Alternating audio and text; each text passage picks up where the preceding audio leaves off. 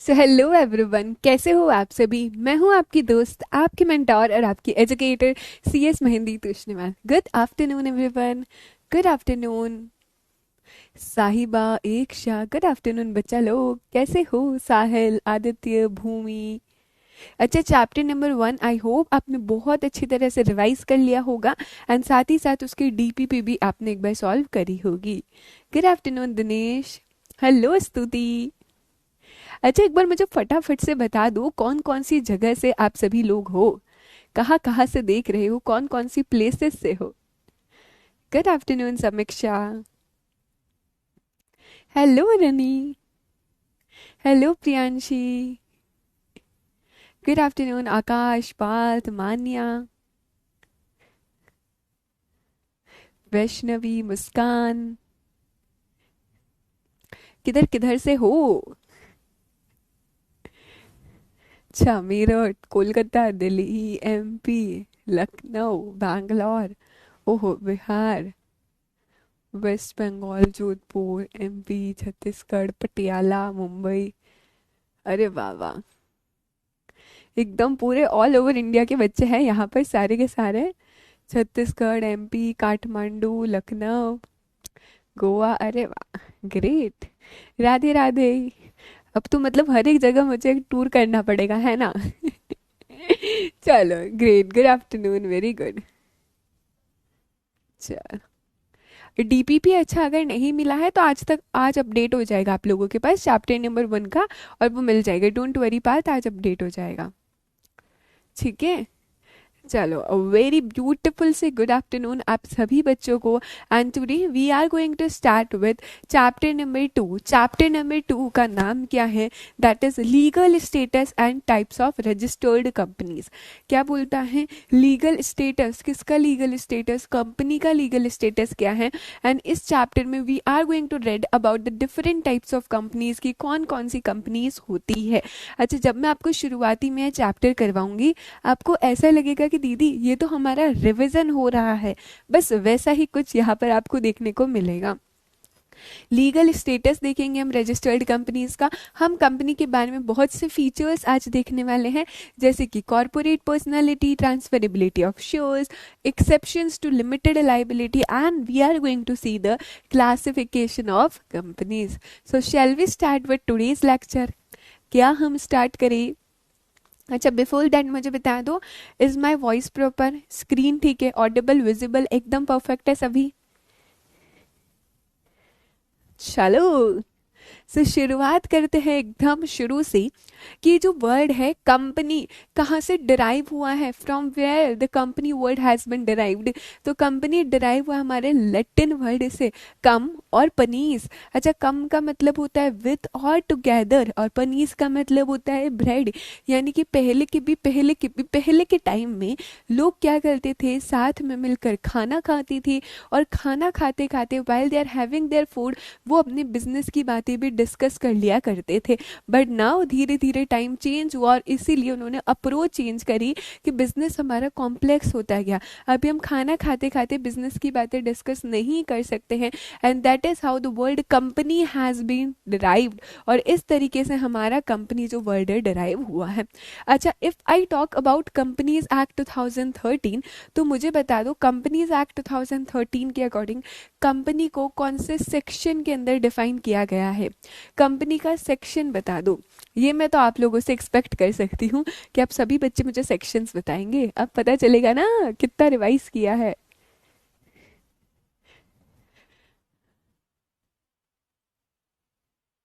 अरे वाह, very good Priyanshi, साहिल, Aditya, perfect.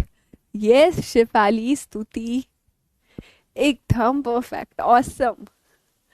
समीक्षा, साहिल, प्रियांशी, संजय, मनब, गरिमा, साहिबा, एकदम परफेक्ट परफेक्ट आंसर्स दे रहे हो आप सभी बच्चे।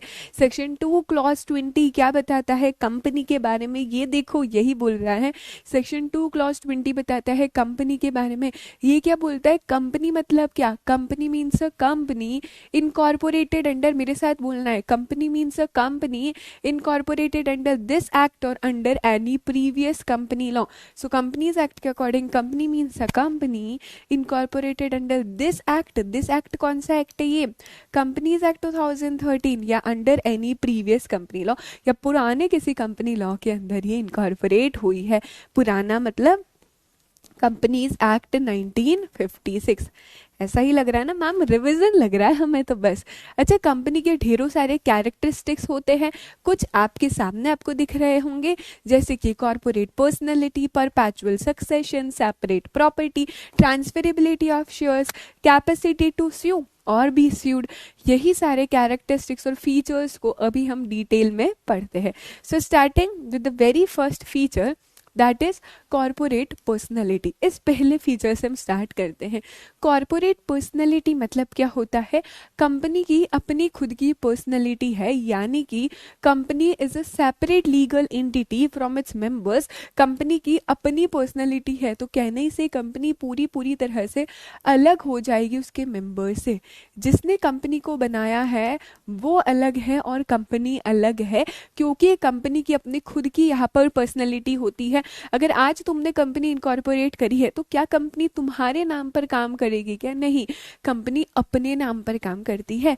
फॉर एग्जाम्पल, अगर आज मैंने इनकॉर्पोरेट करी है, अरे हमारी सबकी फेवरेट गोलमाल लिमिटेड, ठीक है, तो यहाँ पे मैंने गोलमाल लिमिटेड बनाई है, ठीक है, मैंने बनाई है गोलमाल लिमिटेड। अभी जिसने गोलमाल लिमिटेड बनाई है, यानी कि मैं और गोलमाल लिमिटेड अलग अलग हो जाएंगे।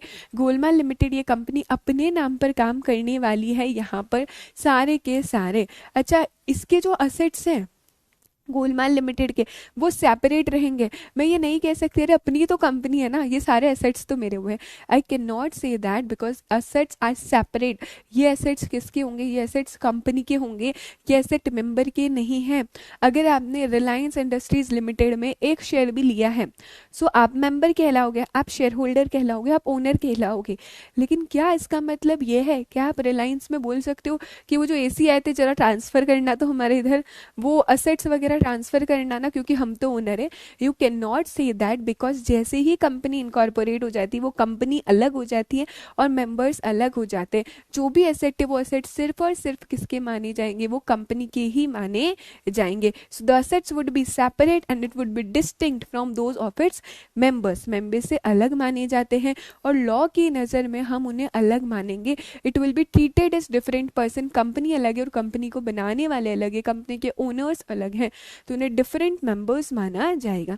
अच्छा, कंपनी अपने नाम पर डेट्स इनकर कर सकती है, कंपनी खुद से बोरो भी कर सकती है, कंपनी का अपना बैंक अकाउंट होता है उसके नाम पर, कंपनी लोगों को एम्प्लॉय करती है, अपॉइंट करती है, कॉन्ट्रैक्ट्स में एंटर करती है किसी के साथ भी। कंपनी कैन स्यू और बी स्यूड, यानी कि केस फाइल कर सकती है कंपनी। अच्छा, क्या कंपनी अपने नाम पे प्रॉपर्टी ओन कर सकती है, बिल्कुल, company can own the property.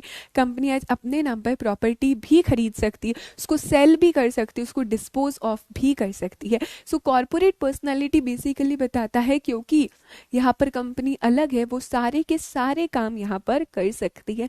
इसको और अच्छे से समझने के लिए यहाँ पर हम कुछ केस लॉज भी डिस्कस करेंगे। अच्छा, एक चीज़ बोली गई है कि कंपनी में अगर 2 शेयर होल्डर्स है, अच्छा अगर मेरी प्राइवेट कंपनी है तो कितने लोग होंगे, मिनिमम 2 मेंबर्स चाहिए। सो एक प्राइवेट कंपनी में अज्यूम करो, इस प्राइवेट कंपनी में ए ने होल्ड कर रखा है 99% शेयर्स और बी ने 1%, ठीक है।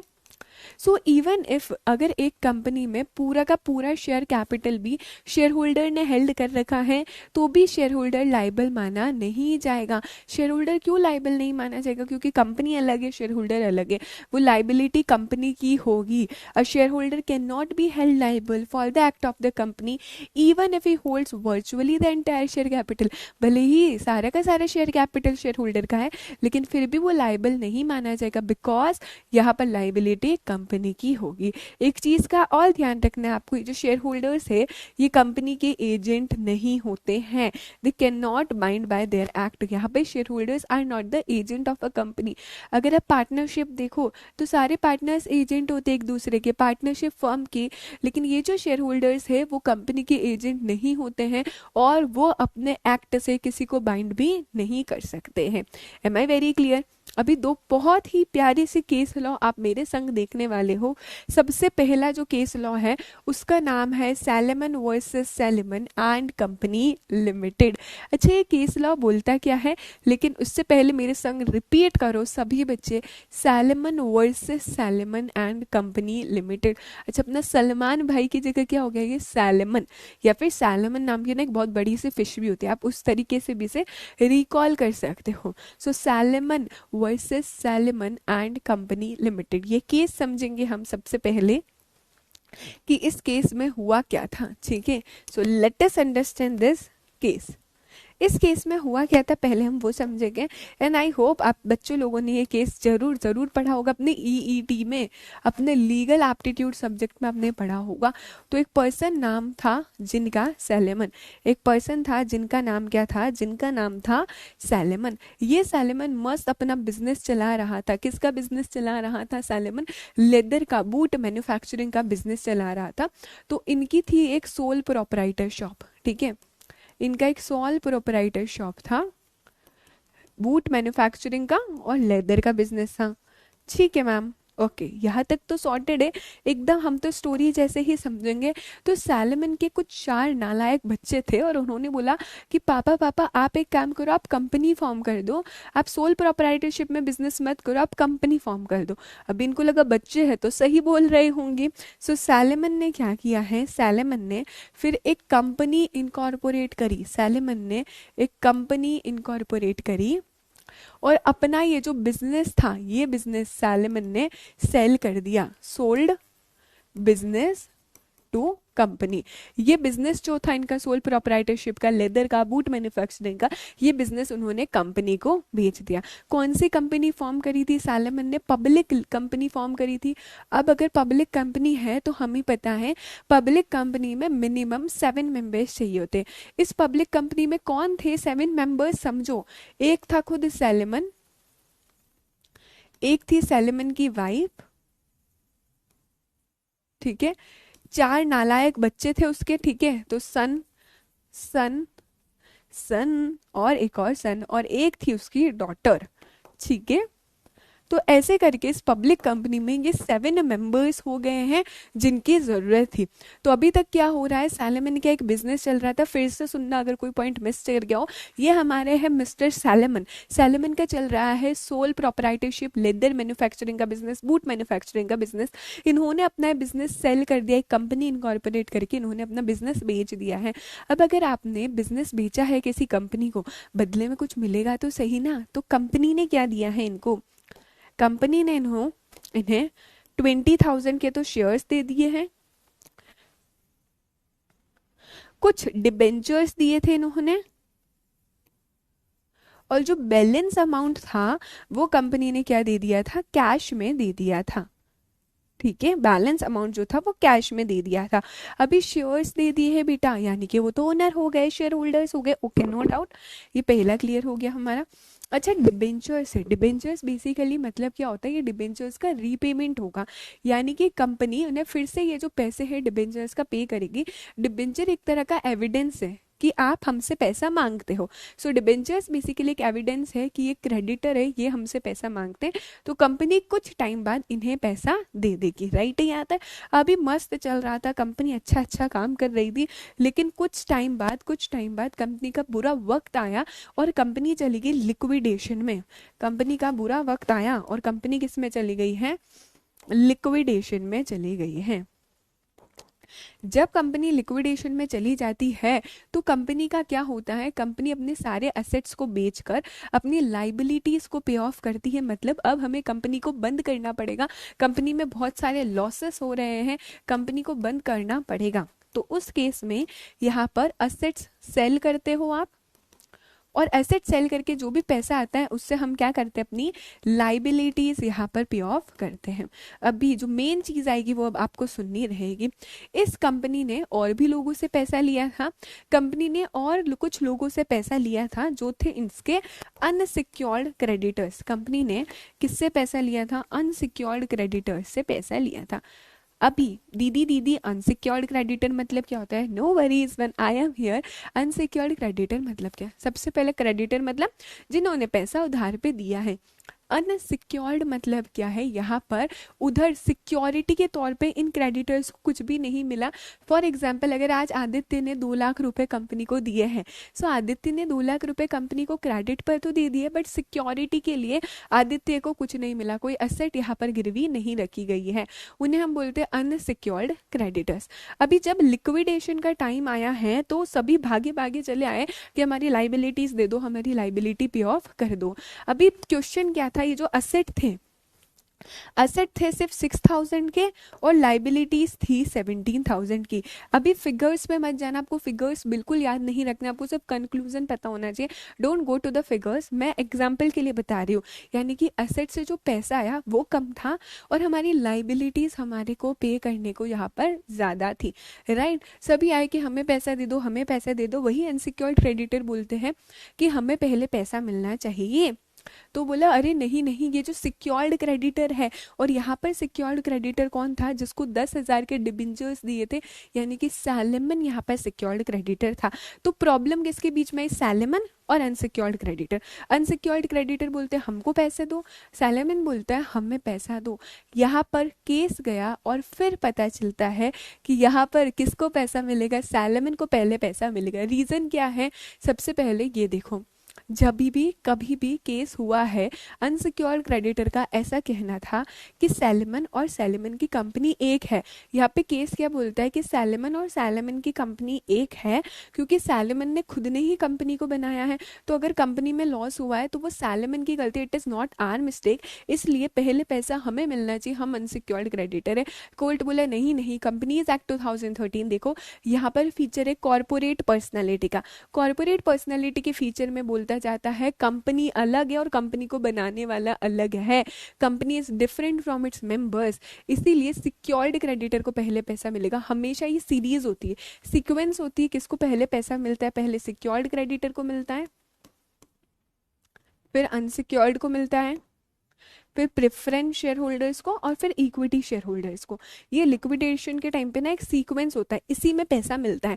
तो सीक्वेंस हमेशा यही रहेगा, सिक्योर्ड, अनसिक्योर्ड, प्रेफरेंस और इक्विटी, राइट।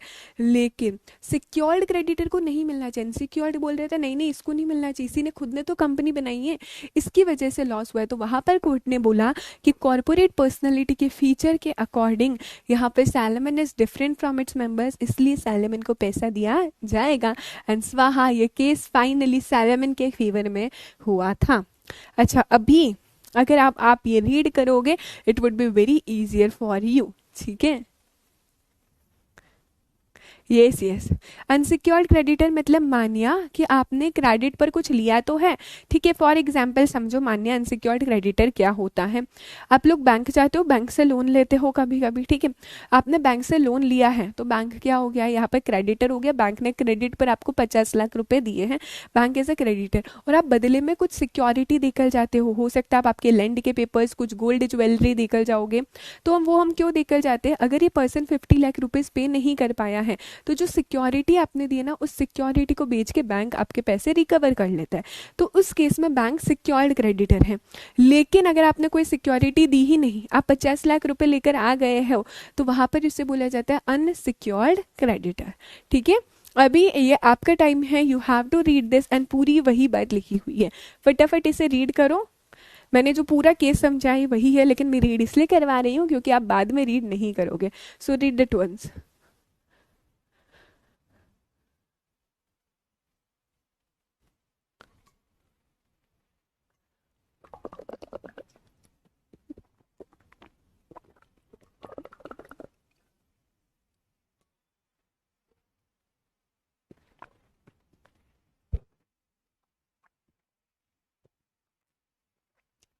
क्या है यहाँ पे, सैलमन बिजनेस चला रहा था, प्रॉस्परस बिजनेस, लेदर मर्किन का और बूट मैन्युफैक्चरिंग का। उन्होंने एक लिमिटेड कंपनी फॉर्म करी जिसमें कौन था, हिमसेल्फ, हिज वाइफ, डॉटर और उसके 4 सन थे शेयर होल्डर्स, सभी का एक एक शेयर था, उन्होंने सब्सक्राइब कर दिया। सैलमन ने वो बिजनेस सॉल्व कर दिया था यहाँ पर कंपनी को, ठीक है। 38782 में, ये इंडिया का केस नहीं है, बाहर का है, तो यहाँ पे रुपीज में हमारा नहीं होगा। एंड अगेन मैं बोल रही हूँ आपको फिगर्स याद नहीं करने हैं, ठीक है। For the sum of 38782 pounds में कंपनी का नॉमिनल कैपिटल था 40,000 रुपीज। पेमेंट कैसे हुआ है यहाँ पर बेटा, कुछ शेयर्स में हुआ है, 10,000 उसके डिबेंचर्स थे, 20,000 शेयर्स थे, और बैलेंस अमाउंट जो था वो कैश में पे कर दिया था वहां पर। ठीक है। अच्छा, कंपनी सून रन इनटू डिफिकल्टीज, यानी कि कंपनी का बुरा वक्त आया है। कंपनी के पास जो एसेट्स थे वो 6,050 के थे और उसकी लाइबिलिटीज 10,000 की थी। कहने से एसेट्स लेस थे, लाइबिलिटीज ज़्यादा थी। सिक्योर्ड थे कुछ डिबेंचर से और कुछ अनसिक्योर्ड ट्रेड क्रेडिटर्स थे यहाँ पर। उन्होंने क्लेम किया था कि सैलेमन तो प्रिंसिपल बेनिफिशियरी है, सैलेमन ही रिस्पॉन्सिबल है अगर कंपनी डूबी है तो, इसलिए पैसा हमें मिलना चाहिए। तो यहाँ पर कोर्ट ने बोला the company is a different person all together from the subscriber of memorandum, जिसने कंपनी बनाया वो अलग है और यहाँ पर कंपनी अलग है। सो दैट इज हाउ ये केस किसके फेवर में आया है, आपके सैलेमन भैया के फेवर में आया है। आई hope I am very clear till now. ठीक है, एक और प्यारी सी स्टोरी देखें क्या, एक और प्यारी सी स्टोरी देखें। अभी आप क्या फॉर्म कर पा रहे हो कि क्या हुआ था। सी, अगर आप फिर ये ड्राइंग भी देख लोगे ना, ये चार्ट भी देख लोगे ना, आपको समझ आ जाएगा। ठीक है, हमारा वही मेन मोटिव है। केस लॉस क्यों होते हैं आपकी मॉड्यूल में, द रीज़न केस लॉस क्यों होते हैं इज दैट ओनली, ताकि आपको पता चले इस केस में ये वाला फीचर डिस्कस किया था।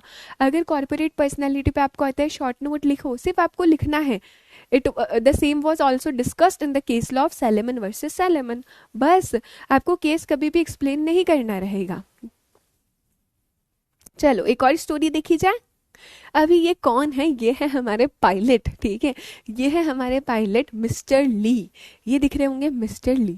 अभी क्या हुआ है, मिस्टर ली की भी एक कंपनी थी, उन्होंने भी एक कंपनी फॉर्म करी थी।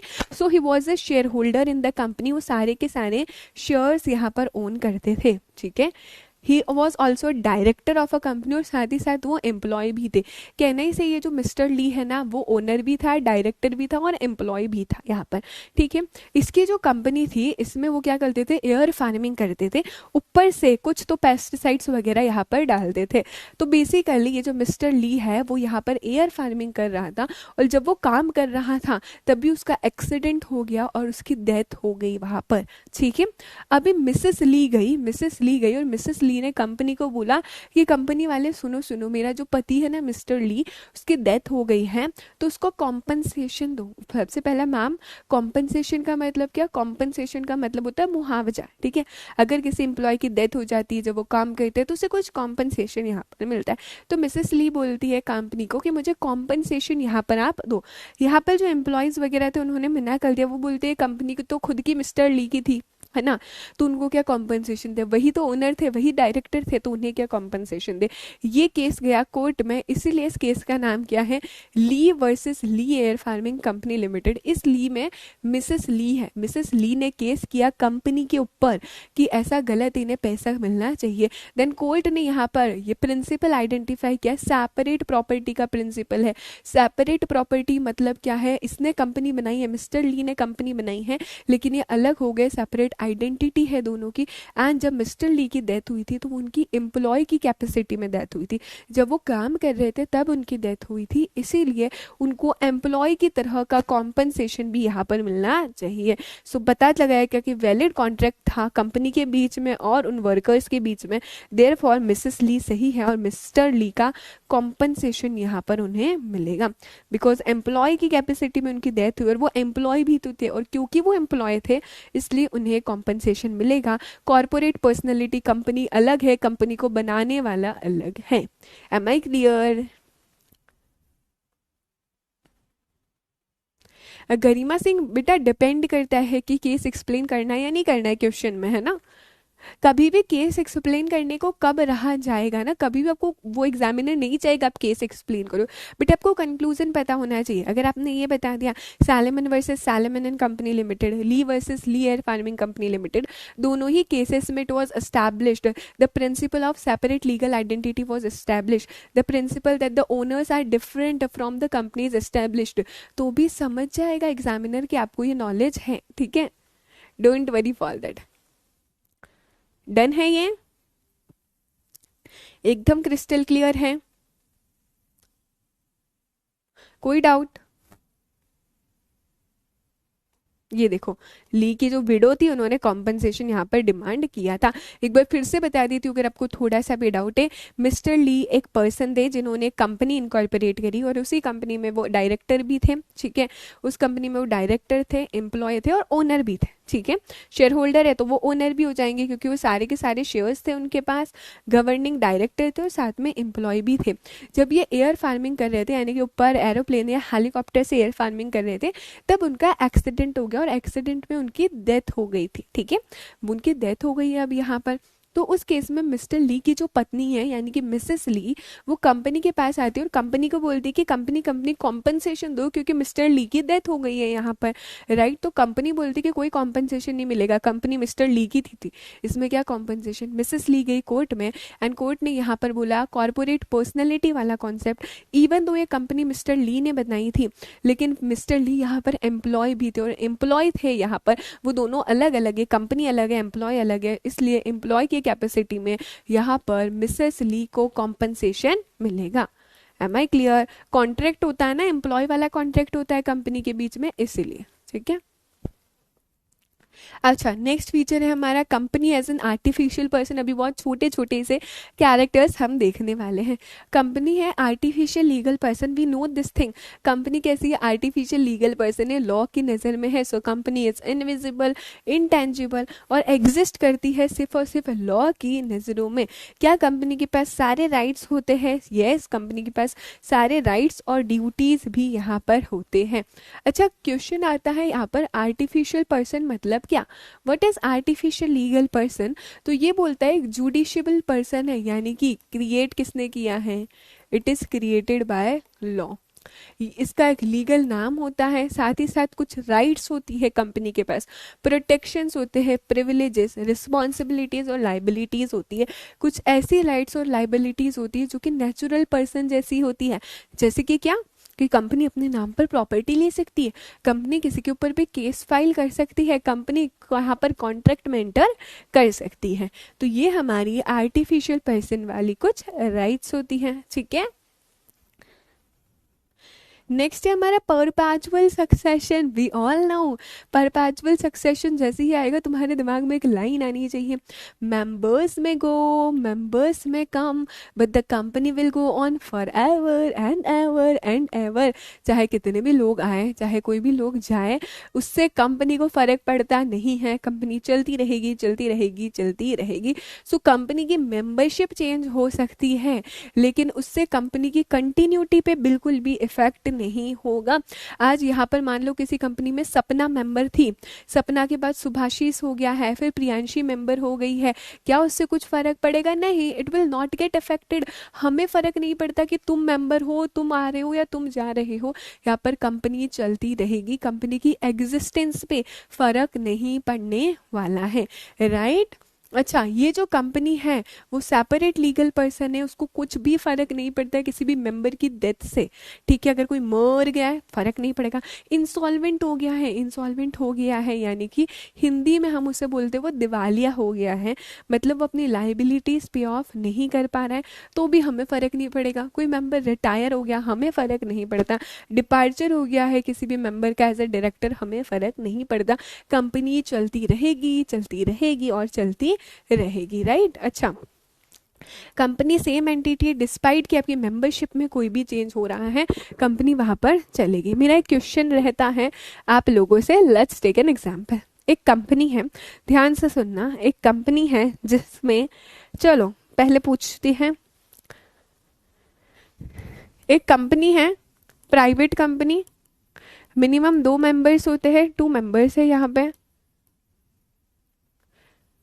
एक्स और वाई। ये जो मेंबर्स है एक्स और वाई, ये दोनों क्या हो गए? इंसॉल्वेंट हो गए हैं। ये दोनों मेंबर्स इंसॉल्वेंट हो गए हैं। इंसॉल्वेंट हो गए यानी कि इन हिंदी वी से दिवालिया हो गए हैं। Their assets are not sufficient to pay their liabilities, right. तो मेरा क्वेश्चन ये है, क्या कंपनी की एग्जिस्टेंस पे इफेक्ट होगा? क्या कंपनी की एग्जिस्टेंस पे इफेक्ट होगा अगर इन दोनों ही मेंबर्स इंसॉल्वेंट हो गए हैं? क्या कंपनी भी बंद कर दी जाएगी? What do you guys think? थोड़ा सा सोचो।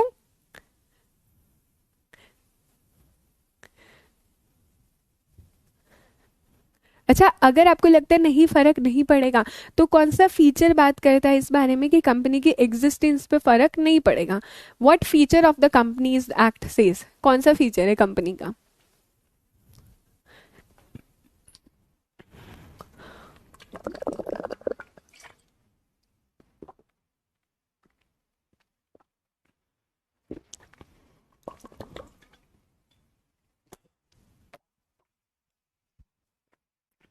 यस, परपैचुअल सक्सेशन कुछ भी हो जाए, आपको ये फाइंड आउट करना रहता है कि कौन सा फीचर बोल रहा है यहाँ पर परपैचुअल सक्सेशन, ये हमें पता होना चाहिए।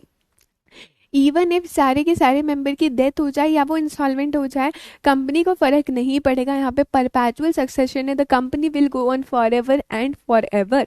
ठीक है, अच्छा मुझे बताओ, अगर एक्स और वाई की डेथ हो जाती है, एक्स और वाई की डेथ हो जाती है, तो भी क्या कंपनी चलती रहेगी या कंपनी को भी बंद करना रहेगा अगर किसी की डेथ हो जाती है तो? या बताओ मुझे।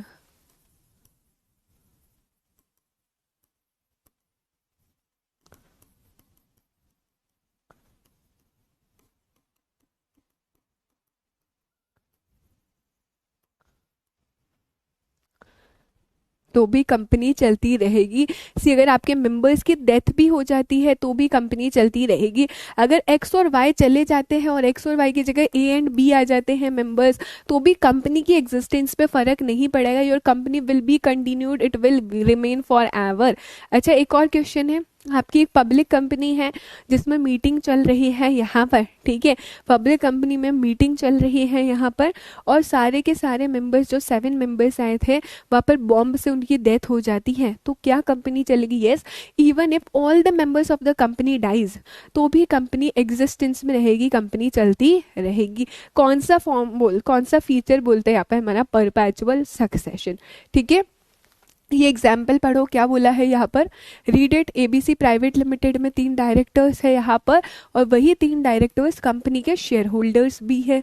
ठीक है, सारे के सारे डायरेक्टर्स की डेथ हो जाती है कार एक्सीडेंट में जब वो मीटिंग के लिए जा रहे होते, तो इस केस में परपैचुअल सक्सेशन अप्लाई होगा।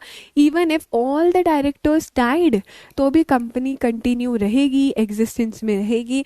उनके जो सक्सेसर्स होंगे, आने वाले जो सक्सेसर्स होंगे, वो कंपनी के अफेयर्स को यहाँ पर टेक ऑफ करेंगे। ठीक है, पहले हो सकता है कोई और है, अगर उनकी डेथ हो जाती है उनके आने वाले सक्सेसर कंपनी के अफेयर्स को देखेंगे।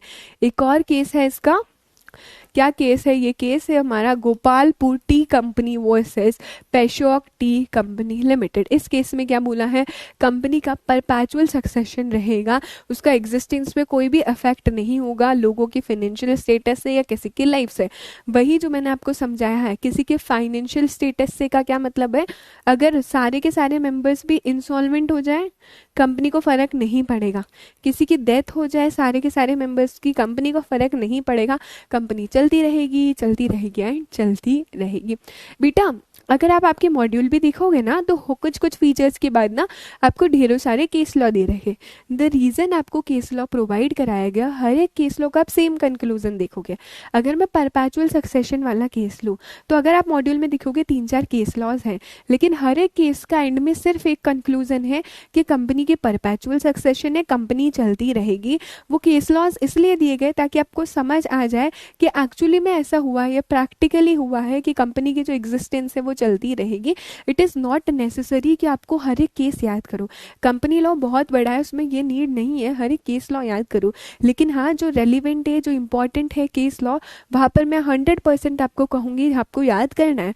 जैसे कि अगर हमने कॉर्पोरेट पर्सनैलिटी वाला देखा, वहाँ पर Salomon versus Salomon and company limited, that was very important, मैंने बोला याद करने की। Second, Lee versus Lee air farming limited, वो भी आपको ध्यान रखना है। तो जो जो केस लो इंपॉर्टेंट होंगे, रेलिवेंट होंगे, जिन्हें पढ़ना होगा, वो मैं आपको बताऊंगी। But one thing you have to keep is you have to keep trust. ठीक है, खुद पर ट्रस्ट रखो कि हाँ आप सही पढ़ रहे हो, आपको सही पढ़ाया जा रहा है, आपका स्टडी मटेरियल एकदम परफेक्ट है। You have to believe in 3 things, है ना। दिमाग में डाउट लेकर मत चलो, वरना आप सब कुछ भी सही पढ़ रहे होंगे तो भी आपके मन में एक डाउट रहता है, एक सिली सा डाउट रहता है, और ये पॉइंट रह गया। अरे बेटा, जो 99% पढ़ाया, हमारा ध्यान उधर नहीं जाता। जो 1% गलती से रह गया ना, हमारा ध्यान उधर चला जाता है। हो सकता है वो 1% रेलिवेंट भी नहीं हो। So if I am teaching here, मेरे को थोड़ा तो ज़्यादा एक्सपीरियंस है ऑब्वियसली, है ना। एंड मैंने अपने एग्जाम्स क्लियर किए, मैंने CS क्लियर किया, एग्जीक्यूटिव में ऑल इंडिया रैंक आई है, CS फर्स्ट अटेम्प्ट में क्लियर किया, इंटर्नशिप करी है. So obviously if any faculty is teaching somewhere they have some prior knowledge, so you have to trust them और आपको पढ़ते रहना है. I am not saying you can blindly trust, obviously आप पढ़ो, आप मॉड्यूल पढ़ो, आप रीड करो, आप क्वेश्चन सॉल्व करो, आपको समझ आएगा. ठीक है. ये रुचिका परपैचुअल सक्सेशन तो उसमें भी अप्लाई होगा, पर उसका मेन केस क्या था? केस क्या ऐसा हुआ था, जब मिसेस ली गई थी तब उनको कॉम्पनसेशन देने से मना कर दिया था कि कंपनी जो है मिस्टर ली की है, इसलिए कॉर्पोरेट पर्सनैलिटी हुआ है. ठीक है. नेक्स्ट है हमारा सेपरेट प्रॉपर्टी. अच्छा, सेपरेट प्रॉपर्टी क्या बोलता है बेटा यहाँ पर? सेपरेट प्रॉपर्टी ये बोलता है कि कंपनी की प्रॉपर्टी कंपनी की है, मेंबर्स की नहीं है. कंपनी अपनी प्रॉपर्टी को यहाँ पर ओन कर सकती है, डिस्पोज ऑफ कर सकती है, सेल कर सकती है, वो प्रॉपर्टी मेंबर्स की नहीं होगी. सो कंपनी खुद आर्टिफिशियल लीगल पर्सन है, मेंबर से अलग है, वो अपनी प्रॉपर्टी को ओन कर सकती है. ठीक है. एंजॉय और डिस्पोज ऑफ कर सकती है अपने खुद के नाम पर. यहाँ पर भी एक केस लॉ है. वो केस लॉ क्या है? Mrs Bacha F Guzdar versus the commissioner of income tax. इस केस में देखते हैं कि हुआ क्या था. केस क्या है? Mrs Bacha F Guzdar versus the commissioner of income tax. इस केस लॉ में बेसिकली बात हुई क्या थी? एक कंपनी है, इसमें बोला था आपके जो एग्रीकल्चर इनकम है ना वो एग्जेम्प्ट होगी, यानी कि इनकम टैक्स का आपको बेनिफिट मिलने वाला है. आपको जो एग्रीकल्चर से इनकम आ रही है, एग्रीकल्चर से जो भी इनकम आ रही है उस पर एग्जेम्पशन मिलेगा, बेनिफिट मिलने वाला है. एग्जेम्पशन कितना मिलने वाला है? अप टू 60% आपको इनकम टैक्स का बेनिफिट मिलने वाला है. ओके.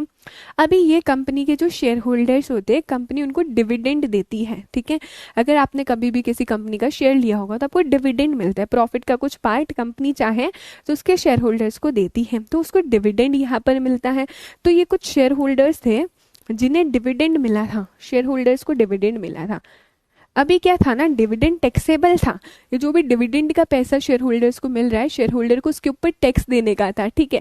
अभी शेयर होल्डर को टैक्स देना है डिविडेंड के पैसे पे, तो शेयर होल्डर ने थोड़ा सा अपना दिमाग लगाओ. शेयर होल्डर्स बोले कि अरे अरे, हमको जो पैसा मिल रहा है वो भी तो एग्रीकल्चर इनकम है ना, वो भी तो एग्रीकल्चर इनकम की वजह से मिल रहा है. कंपनी को एग्रीकल्चर इनकम से प्रॉफिट हो रहा है और कंपनी उस प्रॉफिट में से हमको डिविडेंड दे रही है, तो यहाँ पर हमारे डिविडेंड पे भी कोई भी टैक्स लगना नहीं चाहिए. ये शेयर होल्डर्स भागे भागे दौड़े दौड़े कहाँ जाएंगे? एक ही जगह जाते हैं दीदी, ये तो गए हैं कोर्ट. कोर्ट गए हैं यहाँ पर ये लोग. एंड फिर कोर्ट ने बोला कि शेयर होल्डर रुको जरा, सब्र करो. ये जो प्रॉपर्टी है, जिस प्रॉपर्टी पे एग्रीकल्चर इनकम करी जा रही है, प्रॉपर्टी कंपनी की है, ये एक सेपरेट प्रॉपर्टी है कंपनी की, ये तुम्हारी प्रॉपर्टी नहीं है. It is a separate property of a company. सिर्फ कंपनी को एग्जाम्पशन मिलेगा, तुम्हें कोई भी एग्जाम्पशन नहीं मिलेगा, क्योंकि तुम तो शेयर होल्डर हो, तुम तो अपने शेयर के ओनर हो, तुमको शेयर के ऊपर डिविडेंड मिल रहा है. कंपनी की प्रॉपर्टी पे डिविडेंड नहीं मिल रहा है, शेयर पे डिविडेंड मिल रहा है. इसीलिए यहाँ पर तुम्हारा टैक्स एग्जाम्पशन नहीं होगा. क्या ये क्लियर है? क्या ये डन है? रुचिका बेटा, मैंने आपको क्यों नोट्स बनवाया है? मैंने आपको बोला है ना कि आपको एक लिस्ट बनानी है जिसमें आप सेक्शंस भी लिखोगे, आप केस लॉस भी लिखोगे. ये साथ साथ लिखते जाओ लेक्चर के साथ साथ. थोड़े एफर्ट्स आपको अपने लिए लेने पड़ेंगे बच्चों. ठीक है. थोड़े एफर्ट्स लेने पड़ेंगे. अभी हम CS एग्जीक्यूटिव में आ चुके हैं, हर एक चीज़ प्रोवाइड नहीं होती, और क्योंकि आप लिखोगे तो आपको पता रहेगा यहाँ पर. ठीक है बेटा.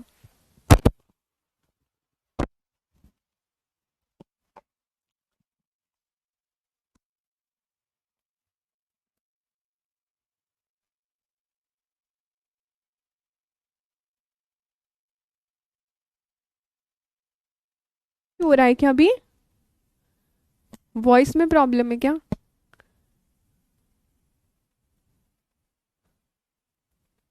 Is it Audible? Is it Audible या अभी भी वॉइस ब्रेक हो रहा है?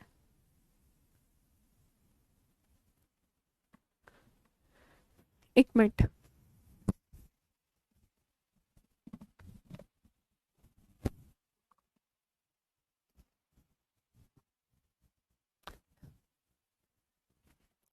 Is it clear now? Thank you so much, अभी क्लियर है राइट। अच्छा, किधर किधर इशू आया था हमें, क्या हमने केस लॉ सुना ध्यान से, या do you guys want me to repeat this case law? एक बार बताओ जरा, ये केस लॉ सुना क्या?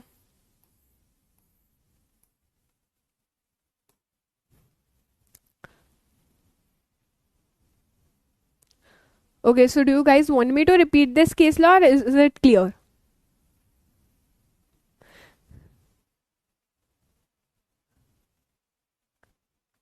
Okay, is it done? See बच्चा लोग, अगर वॉइस इशू नहीं था तो हम आगे बढ़ सकते हैं, ठीक है। अदरवाइज मैं एक बार शॉर्ट में समझा देती हूँ हमें, ठीक है।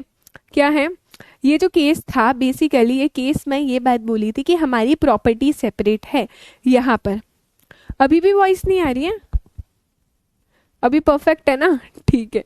हाँ, मिसेस बच्चा अब Guzdar versus the commissioner of income tax में एक कंपनी थी यहाँ पर, और कंपनी को कुछ पैसा रिसीव हो रहा था उसकी एग्रीकल्चर इनकम से, एग्रीकल्चर की इनकम से कुछ पैसा रिसीव हो रहा था।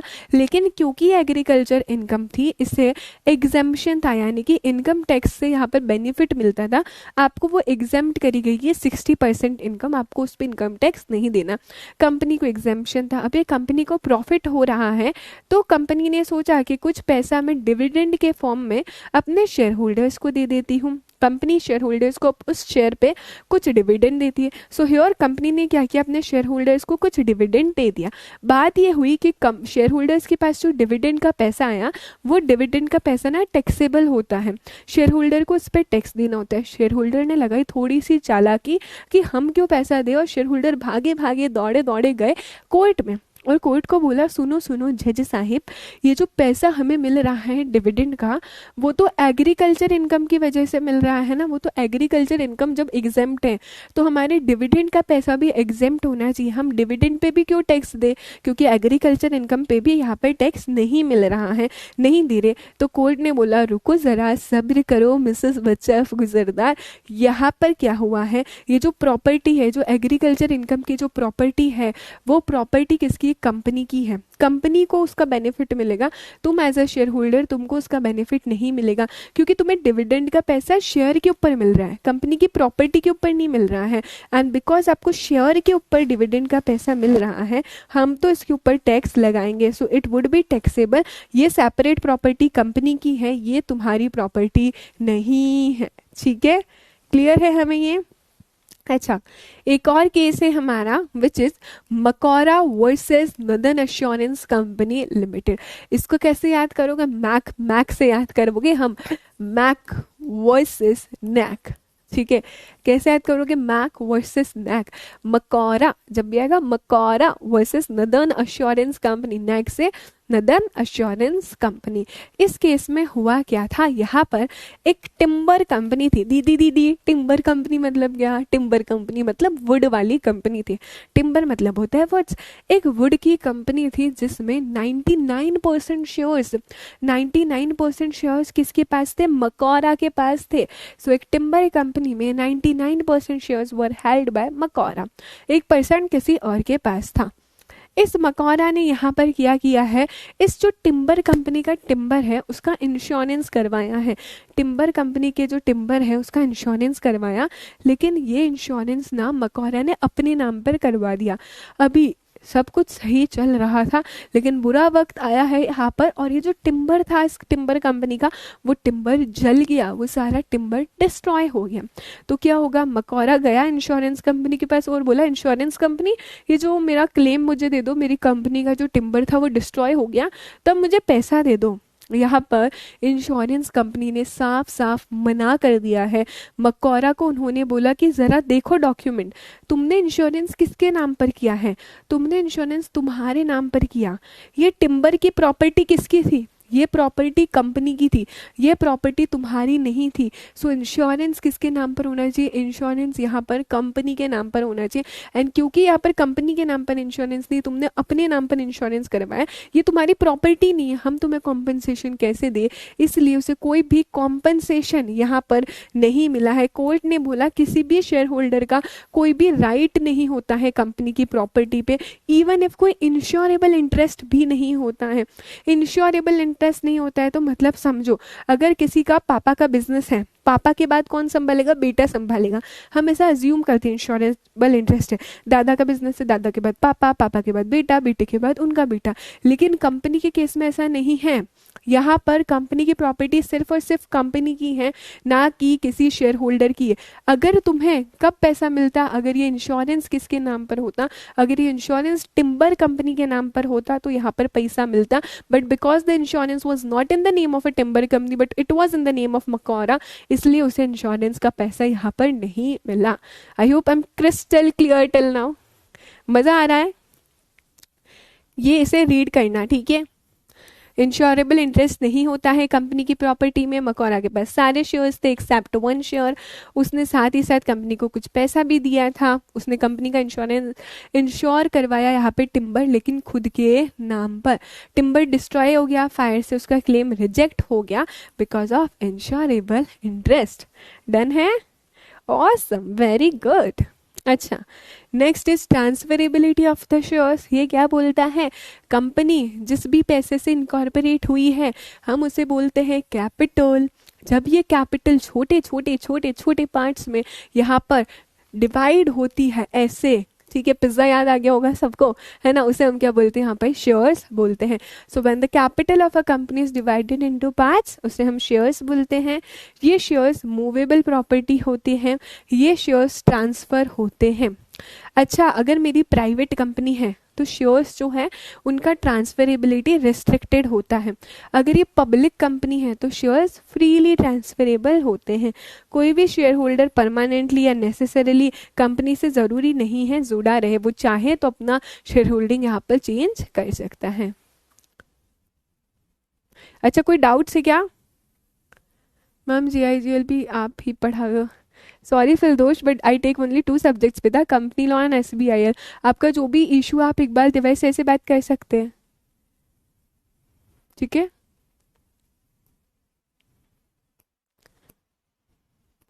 कोई डाउट नहीं है अभी तक हमें? अच्छा, ट्रांसफरेबिलिटी ऑफ द शेयर्स में ही ये बात बोली कि शेयर्स जो भी मेंबर्स ने लिए वो मूवेबल प्रॉपर्टी, वो आप ट्रांसफर कर सकते हो एक पर्सन से दूसरी तरफ, दूसरे पर्सन को।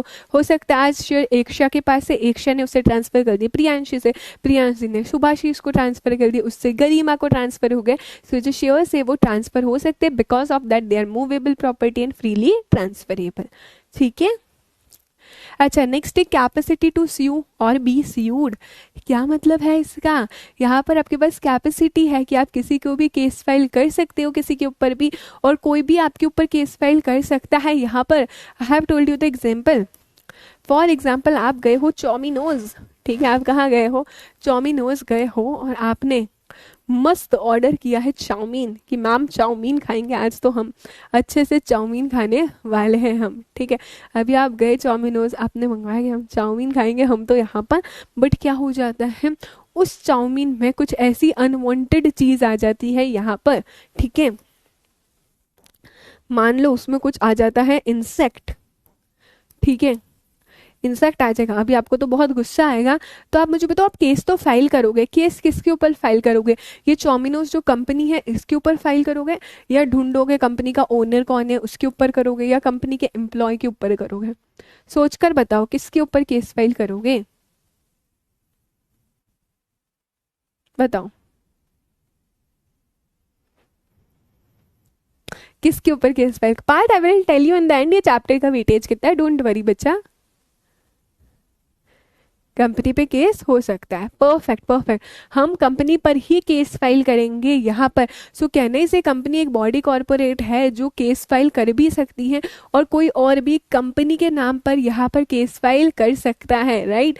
सो यहाँ पे कंपनी बॉडी कॉरपोरेट है, इट कैन स्यू यानी कि it can file a case, और कोई और भी कंपनी के नाम पर फाइल कर सकता है केस उसके खुद के नाम पर। डन है ये? अच्छा, स्यू मतलब क्या होता है? To institute legal proceeding against any person, यानी कि अगर आपको सिंपल लैंग्वेज में बताऊं तो किसी पर भी केस फाइल करने का, ठीक है। डन है?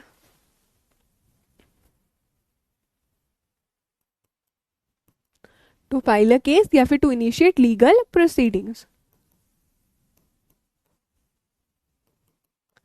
अच्छा, कंपनी को किसी पे केस फाइल करना है तो कंपनी खुद अपने नाम पर यहाँ पर केस फाइल करेगी। अच्छा, नेक्स्ट टॉपिक है हमारा company has nationality and residence. मुझे तुम बताओ इसका मतलब क्या होता है, company has nationality and residence. क्या कंपनी की कोई नेशनलिटी एक्चुअल में होती है, क्या कंपनी का रेसिडेंस होता है? तो yes yes yes, company has its own nationality, company का रेसिडेंस भी होता है यहाँ पर।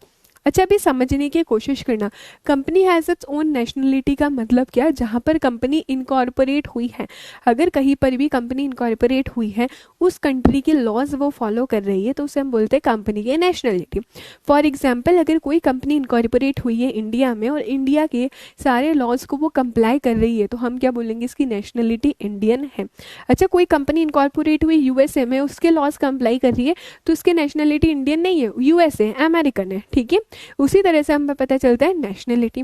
अच्छा, रेसिडेंस क्या पता चलेगा? जहां पर आप रहते हो, बेसिकली रेसिडेंस का मतलब ये होता है। तो कंपनी का रेसिडेंस है, इट मींस जहां पर भी कंपनी का रजिस्टर्ड ऑफिस सिचुएटेड है यहाँ पर, ठीक है, where the registered office of the company is situated.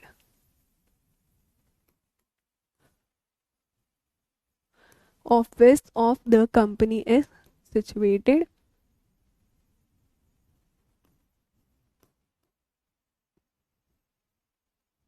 ठीक है। और नेशनलिटी में where the company has incorporated, और जहां के वो लॉज फॉलो कर रही है।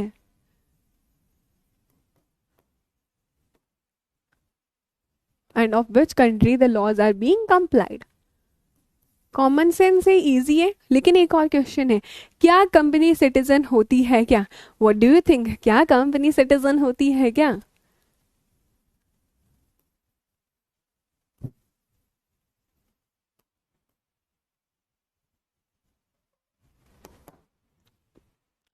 मैम इफ कंपनी कॉर्पोरेट, देखो गरिमा सिंह, अगर कंपनी इनकॉर्पोरेट इंडिया में हुई है बट यूएस के लॉज फॉलो कर रही है, so if I talk about the nationality यहाँ पर, बिकॉज वो यूएसए के लॉज फॉलो कर रही है, तो इसकी नेशनलिटी क्या हो जाएगी? यूएसए वाली हो जाएगी, ठीक है। लेकिन ध्यान रखना कि इस केस में क्या होता है, अगर आप आगे और पढ़ेंगे कि यहाँ पर अगर थोड़ा भी 50% या उससे ज़्यादा paid up share capital India के लोगों के पास है, तो उधर कंपनी को कंपल्सरी इंडिया के लॉज ही फॉलो करने रहते हैं, ठीक है। अच्छा, कोई डाउट है? Yes, perfect. सिटीजनशिप सिर्फ और सिर्फ नेचुरल पर्सन्स को दी जाती है। Company is not a citizen, क्योंकि citizenship is granted only and only to the natural person. और हमारी कंपनी कैसी है? आर्टिफिशियल लीगल पर्सन है, it is created by law, इसलिए कंपनी सिटीजन नहीं है। एकदम परफेक्ट। यही सेम बात कौन से केस में बताई थी आपकी? State trading corporation of India versus commissioner tax. ये यही बोलते हैं company is not a citizen. And why company is not a citizen? Because citizenship हम किसको देते हैं? Citizenship is granted to natural person only, ठीक है। Citizenship is granted to natural person. And हमारी कंपनी कैसी है? Company is a artificial legal person, and that is why company would not be considered as a citizen of India. साथ साथ हमारे constitution of India भी बोलता है और आपका सिटीजनशिप एक्ट भी यहाँ पर बोलता है, ठीक है। Citizen and company is artificial legal person.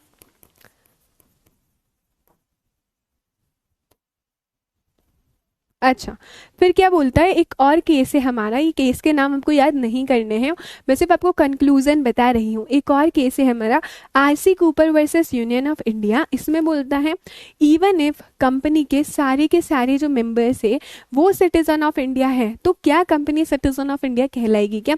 Try to understand.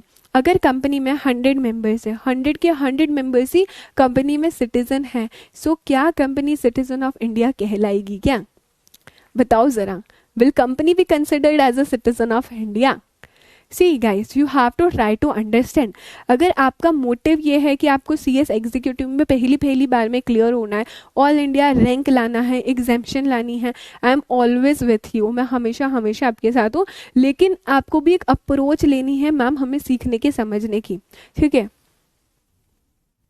नहीं कहलाएगी, एकदम परफेक्ट। साहिल, शंभवी, आदित्य, प्रियांशी, मलय, यस, यही बताया। Even if all the members of a company are citizen of India, company को हम सिटीजन नहीं ट्रीट करेंगे। Company can not be treated as citizen of India. ये तो वही बात हो गई कि अगर कंपनी के अंदर सारे के सारे मेंबर्स मैरिड है ना, तो कंपनी को भी मैरिड ट्रीट करो। ऐसा पॉसिबल है क्या? ऐसा पॉसिबल नहीं है। तो यही बात करते हैं आपके दोनों case laws. I hope I am very clear. अच्छा चलो, एक चीज आपसे पूछी जाती है, ये याद है आपको? ये क्या दिख रहा है हमें? ये क्या दिख रहा है हमें? 6 दिख रहा है मैम, एक डिजिट दिख रही है 6 है, ठीक है। सो अगर हम यहाँ से देखते हैं, मुझे ये क्या दिख रहा है? 6 दिख रहा है। अच्छा, अगर कोई पर्सन है बेटा, अगर वो उसे उस साइड से देख रहा है, अपोजिट साइड से दिख रहा है, तो उसे क्या दिखने वाला है? ये उसे ये 9 दिखने वाला है, राइट? क्या आप बोल सकते हो कि दोनों अलग है या कोई सही है कोई गलत है? We can not say that ये कौन सही है कौन गलत है। या फिर अगर मैं आपको ये बात करूँ, दिस इज अ ग्लास, ठीक है, ये ग्लास है और इसमें थोड़ा थोड़ा थोड़ा थोड़ा पानी भरा हुआ है ना। सो एक पर्सन देख के इसको बोल रहा है कि मैम ये जो पानी है ये आधा भरा हुआ है, ठीक है, आधा भरा हुआ पानी है, हाफ फिल्ड है। और एक दूसरा पर्सन उसे क्या बोलेगा? मैम आधा खाली पानी है। It is about the perspective, है ना। एक की नज़र में वो आधा भरा हुआ है और एक की नज़र में वो आधा खाली है। लेकिन मैम आप हमको क्यों बता रहे हो ये सब? मैं इसीलिए बता रही हूँ क्योंकि आपकी जर्नी सिर्फ और सिर्फ अभी तक स्टार्ट हुई है। I have told you in the very beginning, you can consider me if you want, you can consider me as your elder sibling, as your elder sister, जो आपको यहाँ पर एकदम परफेक्ट हर एक चीज़ गाइड करने वाली है। You have to throughout this journey you have to be positive, आपको समझना पड़ेगा चीज़ों को। You have to be optimistic throughout the journey. हम वो लोग नहीं हैं जो हम कमियां निकालेंगे बीच बीच में से, चीज़ों में से। हमें वो नहीं करना कि ऐसा क्यों है, ऐसा क्यों नहीं है, ये क्यों नहीं मिल रहा है, इसमें ये क्यों चीज़ छोड़ी गई है, ये क्यों नहीं गया। नहीं, 100% यू हैव दैट राइट कि आप क्वेश्चंस पूछ सकते हो, आप डाउट्स पूछ सकते हो, आप सब कुछ यहाँ पर बोल सकते हो। ये आपका प्लेटफॉर्म है, आपके पास ये पूरी राइट है। एज ए स्टूडेंट आपके मन में ढेरों सारे डाउट्स आएंगे and you have to ask from your faculties. आप किससे पूछोगे? आप पूछ सकते हो, लेकिन कुछ चीज़ें हमें समझनी होती है, कुछ पर्सपेक्टिव हमें समझना होता है बेटा। ये फर्स्ट लेवल, ये फर्स्ट सेकंड चैप्टर में मैं आपको पूरा का पूरा कंपनी लॉ बताऊंगी ना, तो दिमाग के ऊपर से चला जाएगा। कुछ कुछ चीज़ें होती है जो आपको धीरे धीरे करके समझ आएगी।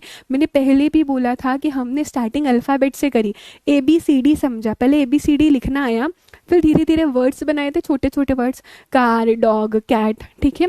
फिर मम्मा पापा ने सेंटेंसेस सिखाए थे, फिर आपने ऐसे सीखे, ठीक है। तो इसी तरीके से आप चीज़ों को चलते हो। अगर आपको एकदम से ऐसे बोलेंगे आप लिख पाओगे आर्टिकल? नहीं लिख पाओगे ना।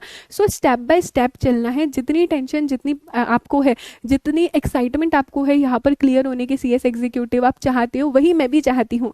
क्यों नहीं चाहेगा? आपने कभी ना कभी सुना होगा कि देयर वुड बी 2 पर्सन्स जो चाहते हैं कि आप उनसे भी ज़्यादा सक्सेसफुल होंगे। फर्स्ट कौन होता है? आपके पेरेंट्स, जो चाहेंगे कि हमारा बच्चा हमसे ज़्यादा सक्सेसफुल है। And second would be the teachers, जो चाहते हैं कि उनका स्टूडेंट उनसे ज़्यादा सक्सेसफुल हो। तो हम तो हमेशा यही चाहेंगे, लेकिन you have to understand the perspective of a teacher. वो किस तरीके से पढ़ा रहा है, वो ऐसा क्यों पढ़ा रहा है, जो रेलिवेंट है वो कवर करा रहा है। You have to keep that believe, you have to keep that trust, otherwise वहाँ पर प्रॉब्लम आएगी अगर आपने कुछ नेगेटिवली सोचा तो, right. I hope I am very clear. मैं इतना फ्रीली खुलकर इसलिए बात करती हूँ because I genuinely consider you as my sisters and brothers, my friends, जो आगे बढ़ना चाहते हैं। And I am there 101%, I am there to guide you and support you. You can talk with your previous batchmates कि किस तरीके से उनका कंपनी लॉ एंड तक आते आते एकदम क्रिस्टल क्लियर हो गया and they all are super confident in company law and SBIL, ठीक है। अच्छा, एक और क्वेश्चन जो बच्चों के पास आ रहा है, मैम नोट्स का क्या करना है? वैसे तो मैं बहुत बार बता चुकी हूँ, लेकिन स्टिल मैं एक बार और बता देती हूँ। ये नोट्स मैं आपको PPT नोट्स प्रोवाइड कराती हूँ जिसमें सारा कंटेंट है। इसी PPT नोट्स का आपको नोट्स भी प्रोवाइड हो जाएगा आपके PW ऐप पर ही। जैसे ही हमारा क्लास खत्म होता है, चैप्टर खत्म होता है, after the completion of each and every chapter आपको नोट्स प्रोवाइड किया जाएगा जिसमें कंटेंट होगा आपका PPT नोट्स का।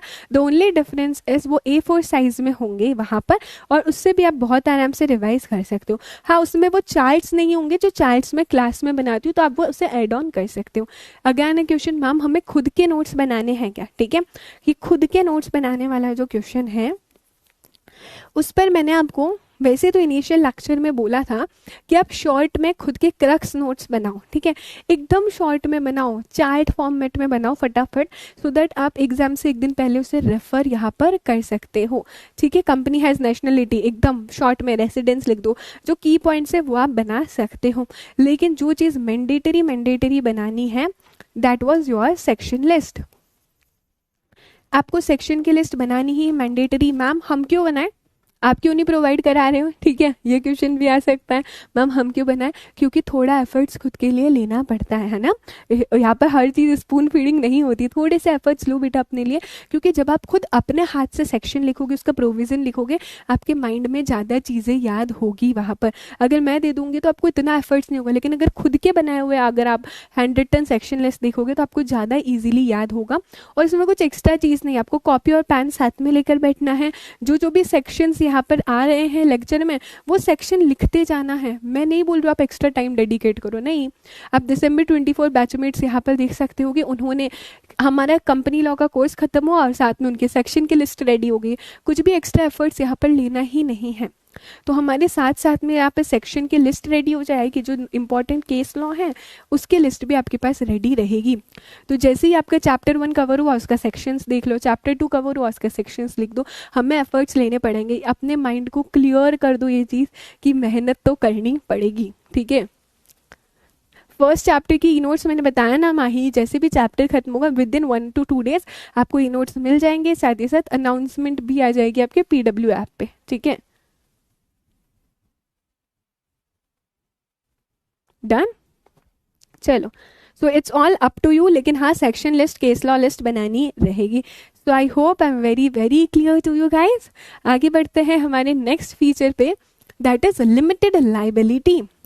अब ये लिमिटेड लाइबिलिटी क्या होता है? लिमिटेड लाइबिलिटी मतलब ये जो भी मेंबर्स है इनकी लाइबिलिटी लिमिटेड, कितनी लिमिटेड है?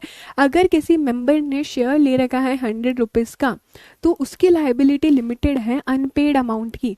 जो भी अनपेड अमाउंट उसने शेयर्स पर पे नहीं किया है उसकी लाइबिलिटी सिर्फ और सिर्फ उतनी ही है, उससे ज़्यादा नहीं है। सो कहने ही से ये जो भी लाइबिलिटी है मेंबर्स की, it extends to the contribution to the capital of the company up to the nominal value of the shares held and not paid by him. Ma'am क्या बोला है ये बताते हैं, ये बोला गया है किसी भी पर्सन का जो लाइबिलिटी है वो लिमिटेड रहेगा। कितना लिमिटेड रहेगा? जिस भी वैल्यू का आपने शेयर्स लिया है, जिस भी नॉमिनल वैल्यू का आपने शेयर लिया है, आपने होल्ड कर रखा है और आपने पे नहीं किया है, तो जो भी अनपेड अमाउंट है आपका लाइबिलिटी सिर्फ और सिर्फ इतना ही रहने वाला है। किसी ने 100 रुपीज़ का शेयर लिया है, 50 रुपीज़ पे कर दिए हैं, तो अब आपकी लाइबिलिटी कितनी रहेगी? सिर्फ और सिर्फ 50 रुपीज़ रहने वाली है। The unpaid amount on the shares वही रहेगा। Am I very clear? अच्छा, अभी मेन बात पे आते हैं, exceptions to the principles of limited liability, very very important. ठीक है, ये काफ़ी काफ़ी इंपॉर्टेंट है। क्या चीज़ है ये? कब आपकी लाइबिलिटी लिमिटेड नहीं रहेगी? It is talking about the exceptions. कब आपकी लाइबिलिटी लिमिटेड नहीं रहेगी? कब आपको ज़्यादा पैसा देना पड़ेगा? ये एक्सेप्शन से सबसे पहला, members are severally liable in certain cases. मुझे बताओ ज़रा, प्राइवेट कंपनी में मिनिमम मेंबर्स कितने होते हैं? 2। पब्लिक कंपनी में कितने होते हैं? 7। क्लियर है यहाँ तक? तो ओके, ये हमारे मिनिमम मेंबर्स हैं। प्राइवेट में 2 और पब्लिक में मिनिमम 7 मेंबर्स होने चाहिए। यहाँ पर बोला गया if at any point of time private company है और मेंबर्स 2 से कम हो गए, पब्लिक कंपनी है मेंबर्स 7 से कम हो गए, तो अब हम आपको 6 मंथ्स का टाइम देंगे कि आप 6 महीने में मेंबर्स ढूंढो और आपकी जो मिनिमम नंबर ऑफ मेंबर वाला क्राइटेरिया है वो सही करो। अगर 6 मंथ से ज़्यादा हो जाते हैं और आप आराम से मज़े में मस्ती में बिजनेस चला रहे हो, ठीक है, तो उस केस में हर एक मेंबर यहाँ पे पर्सनली लायबल माना जाएगा। अच्छा, एक बार रीड करो, क्या समझ आया? इस 3 पॉइंट को रीड करो।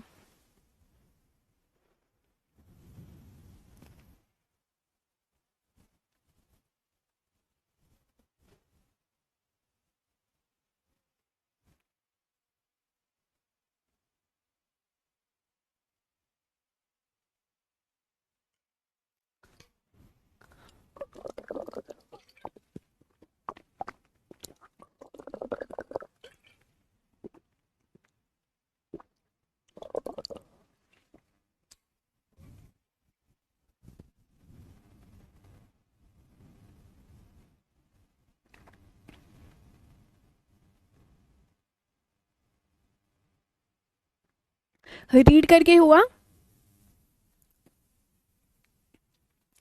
मुझे बताया करो कि मैम डन हो गया रीड करके, ठीक है दीदी हो गया है, you have to tell me, ठीक है। मैम ये मेंबर्स वाला क्राइटेरिया पूरा नहीं किया तो क्या होगा, मतलब क्या गरिमा आपका 2 मेंबर से कम है और बिजनेस चलता हुआ आ रहा है तो हर एक मेंबर की जो लाइबिलिटी है वो अनलिमिटेड हो जाएगी। देखो हम ये देख रहे हैं, we are seeing the exception to the principle of limited liability, यानी कि कब मेंबर्स की लाइबिलिटी लिमिटेड नहीं रहेगी, कब मेंबर्स की लाइबिलिटी अनलिमिटेड हो जाएगी। In which the very first point is, अगर जो नंबर ऑफ मेंबर्स है वो रिड्यूस हो गया है बिलो द लिमिट, यानी कि अगर मैं प्राइवेट कंपनी देखूँ मिनिमम 2 मेंबर्स है, पब्लिक में 7 मेंबर्स है। अभी मानो पब्लिक कंपनी में 7 मेंबर्स हैं, 3 चले गए छोड़ के, तो अभी कितने बचे, 4 मेंबर्स बचे। इन 4 मेंबर्स को 6 मंथ्स का टाइम है, 6 मंथ्स में 3 मेंबर्स को ढूंढ के लाए, मतलब कोई भी नए 3 मेंबर्स लाए, क्योंकि पब्लिक कंपनी में मिनिमम 7 मेंबर्स ही है। सो इन्हें टाइम दिया जाएगा 6 मंथ्स। 6 मंथ्स चले गए हैं, 6 मंथ्स निकल गए, फिर भी ये 4 मेंबर्स ना मज्जे में बिजनेस कैरी ऑन कर रहे हैं, तो उस केस में हर एक मेंबर यहाँ पर पर्सनली लाइबल होगा। अच्छा देखो एक बार मेरे साथ, the number of members of the company is reduce to below 7, public company है तो बिलो 7 हो गए हैं, या फिर below 2 in case of private company. और साथ ही साथ ये कंपनी अपना बिजनेस कैरी ऑन कर रही है for more than 6 months, important है, मोर देन 6 मंथ्स अपना बिजनेस कैरी ऑन कर रही है उन्हीं लेस नंबर ऑफ मेंबर्स के साथ, तो उस केस में ये हर एक member would be personally liable. Last line बोलती है लेकिन मेंबर्स कॉग्निजेंट होने चाहिए उस फैक्ट के कि कंपनी अपना बिजनेस कैरी ऑन कर रही है लेस नंबर ऑफ मेंबर्स के साथ, कॉग्निजेंट होनी चाहिए, मतलब they should be aware of that fact, they are aware of the fact कि हम कम मेंबर्स हैं। जैसे कि इस एग्जाम्पल में मैंने आपको बोला पब्लिक कंपनी में 7 मेंबर्स हैं, 3 चले गए हैं, ये 4 मेंबर्स को पता है कि हम 4 लोग ही हैं, मिनिमम से कम है, फिर भी वो मस्त आराम से मजे में बिजनेस कैरी ऑन कर रहे हैं, तो वो पर्सनली लायबल होंगे। कॉग्निजेंट मतलब उन्हें पता होना चाहिए कि हम कम मेंबर्स हैं, ठीक है। It is not illegal Aditya, but they would be personally liable, ठीक है, इलीगल नहीं है, पर्सनली लाइबल होंगे एंड फिर उनकी लाइबिलिटी लेके आरओसी उनकी कंपनी को वाइंड अप कर देगा, ठीक है। क्योंकि आप पब्लिक कंपनी में 7 से कम मेंबर्स हो तो कंपनी बन ही नहीं सकती है, लेकिन लाइबिलिटी तो पे ऑफ करनी पड़ेगी, तो लाइबिलिटी पे ऑफ होने के बाद ROC would wind up that company. अच्छा नेक्स्ट है आपका अनलिमिटेड कंपनी, यानी कि हमारी कंपनी का जो टाइम है वो टाइप कौन सा है, हमारी कंपनी का टाइप ही अनलिमिटेड कंपनी वाला है। इस कंपनी में तो सारे के सारे मेंबर्स की लाइबिलिटी ही कैसे होती है बेटा, अनलिमिटेड यहाँ पर होती है। सो इसमें भी इसकी लाइबिलिटी अनलिमिटेड होगी। मैम 6 मंथ्स की बात अपॉइंट करे तो देखो जितने टाइम आपने अपॉइंट नहीं किया है, राधे का एक क्वेश्चन है, let us understand that. Radhe बोलना चाहती है मैम एक कंपनी है, कंपनी में 7 मेंबर्स है, चलो 7 मेंबर्स में से 3 चले गए हैं, अभी 4 मेंबर्स हैं। इन 4 मेंबर्स के पास कितना टाइम है, इन्हें 6 मंथ्स के अंदर 3 पर्सन्स को ढूंढ के लाना और मिनिमम नंबर ऑफ जो मेंबर्स वाला क्राइटेरिया है वो फुलफिल करना है।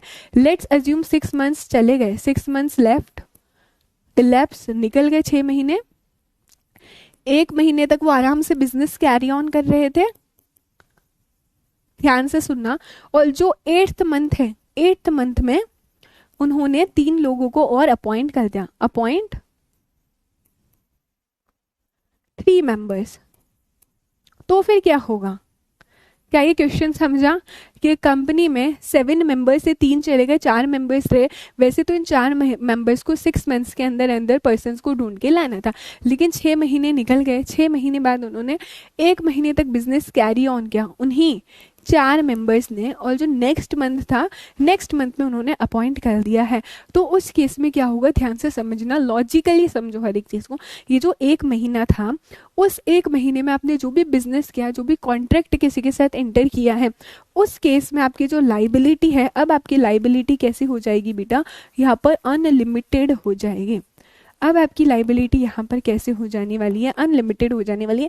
यानी कि जो 4 मेंबर्स थे, इन्होंने इस 1 महीने में जो भी कॉन्ट्रैक्ट में एंटर किया है, यहाँ पर इनकी लाइबिलिटी अनलिमिटेड हो जाएगी। और उसके बाद 7 मेंबर्स आ गए तो उनकी जो भी लाइबिलिटी रहेगी 8वें महीने के बाद इट वुड बी लिमिटेड, ठीक है। क्या ये क्लियर हुआ है, क्या ये डन है? समझ में आया? दिमाग में गया? मैम आज तो आपने दिल लिए ही नहीं, मतलब हमारा दिल भी है हमारे पास, है ना? गया? थोड़ा थोड़ा गया कि पूरा पूरा गया? दिमाग में जा रहा है ना?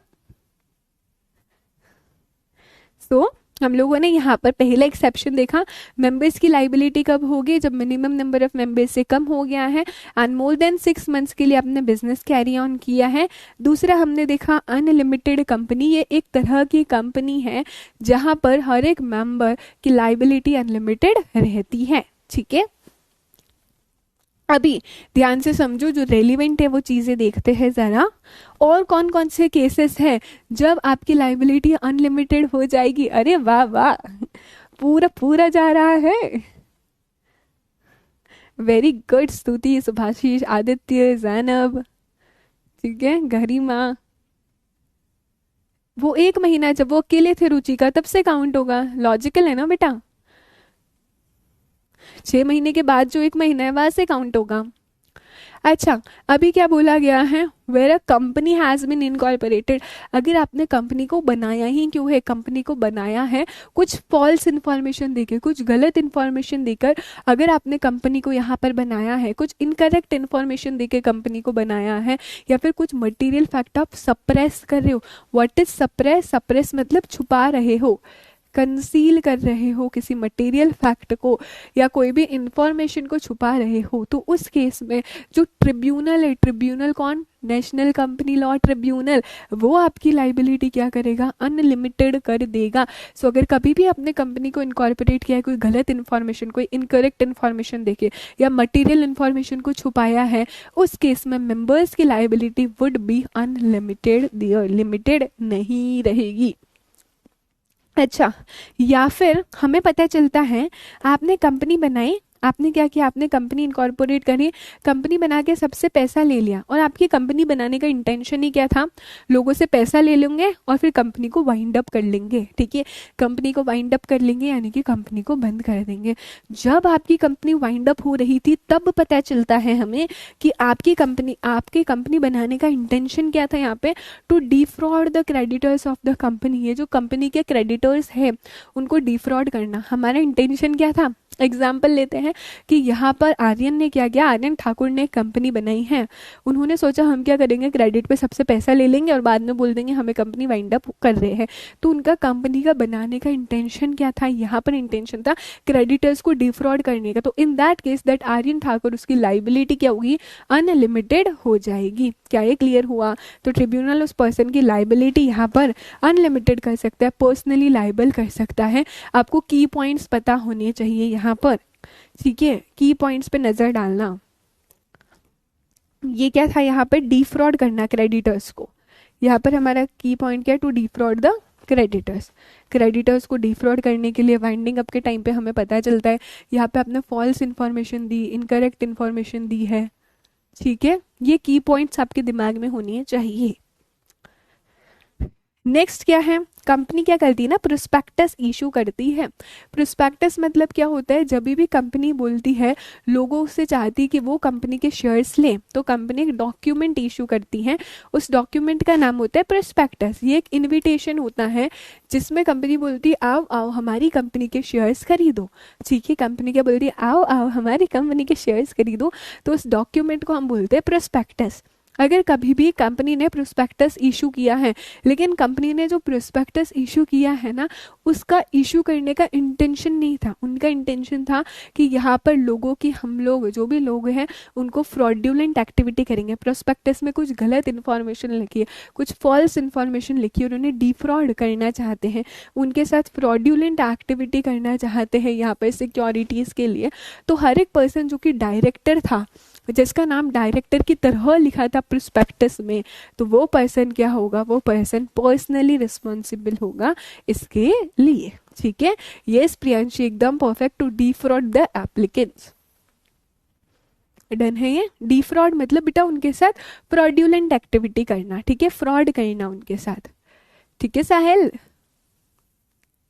सर अभी तक क्या हो रहा है, समझो समझो, हमने क्या पॉइंट्स देखे। सबसे पहले हमने जब कंपनी इनकॉर्पोरेट करी, हमारा कंपनी इनकॉर्पोरेट करने का इरादा ही सही नहीं था, हमने गलत इन्फॉर्मेशन, इनकरेक्ट इन्फॉर्मेशन देके कंपनी इनकॉर्पोरेट करी, या फिर हमने मटेरियल इन्फॉर्मेशन छुपाई है तो यहाँ पर पर्सनली लाइबल कर दो।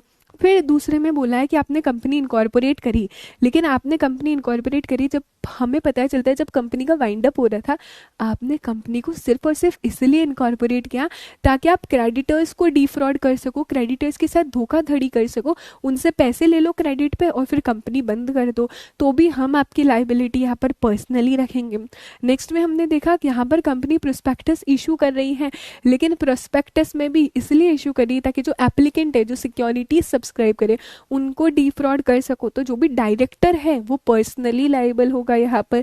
नेक्स्ट बोला गया है कंपनी ने लोगों से पैसा लिया है, जब भी आप पैसा लेते हो उसे क्या बोला जाता है, डिपॉजिट। ठीक है, कंपनी ने पब्लिक से पैसा लिया है, डिपॉजिट्स लिए हैं, पर कंपनी वो डिपॉजिट रीपे नहीं कर पा रही है, या फिर कोई भी इंटरेस्ट यहाँ पर डिपॉजिट का रीपे नहीं कर पा रही है। हमें पता चलता है कंपनी ने जो लोगों से डिपॉजिट लिए थे वो इसीलिए दिए थे ताकि वो सारे के सारे डिपॉजिटर्स को यहाँ पर डिफ्रॉड कर पाए, उन्हें पैसा ना दे। सो अगर कंपनी ने डिपॉजिटर्स से पैसा इसलिए दिया है ताकि उन्हें डिफ्रॉड कर पाए या कोई भी फ्रॉड्यूलेंट पर्पज से लिया है, तो उस केस में भी कंपनी का हर एक ऑफिसर पर्सनली रिस्पॉन्सिबल होगा और उनकी लाइबिलिटी कैसे हो जाएगी, यहाँ पर अनलिमिटेड हो जाएगी। ध्यान रखो ये पॉइंट बात करता है डिपॉजिट्स और डिपॉजिटर्स के बारे में, ये बोलता है प्रोस्पेक्टस।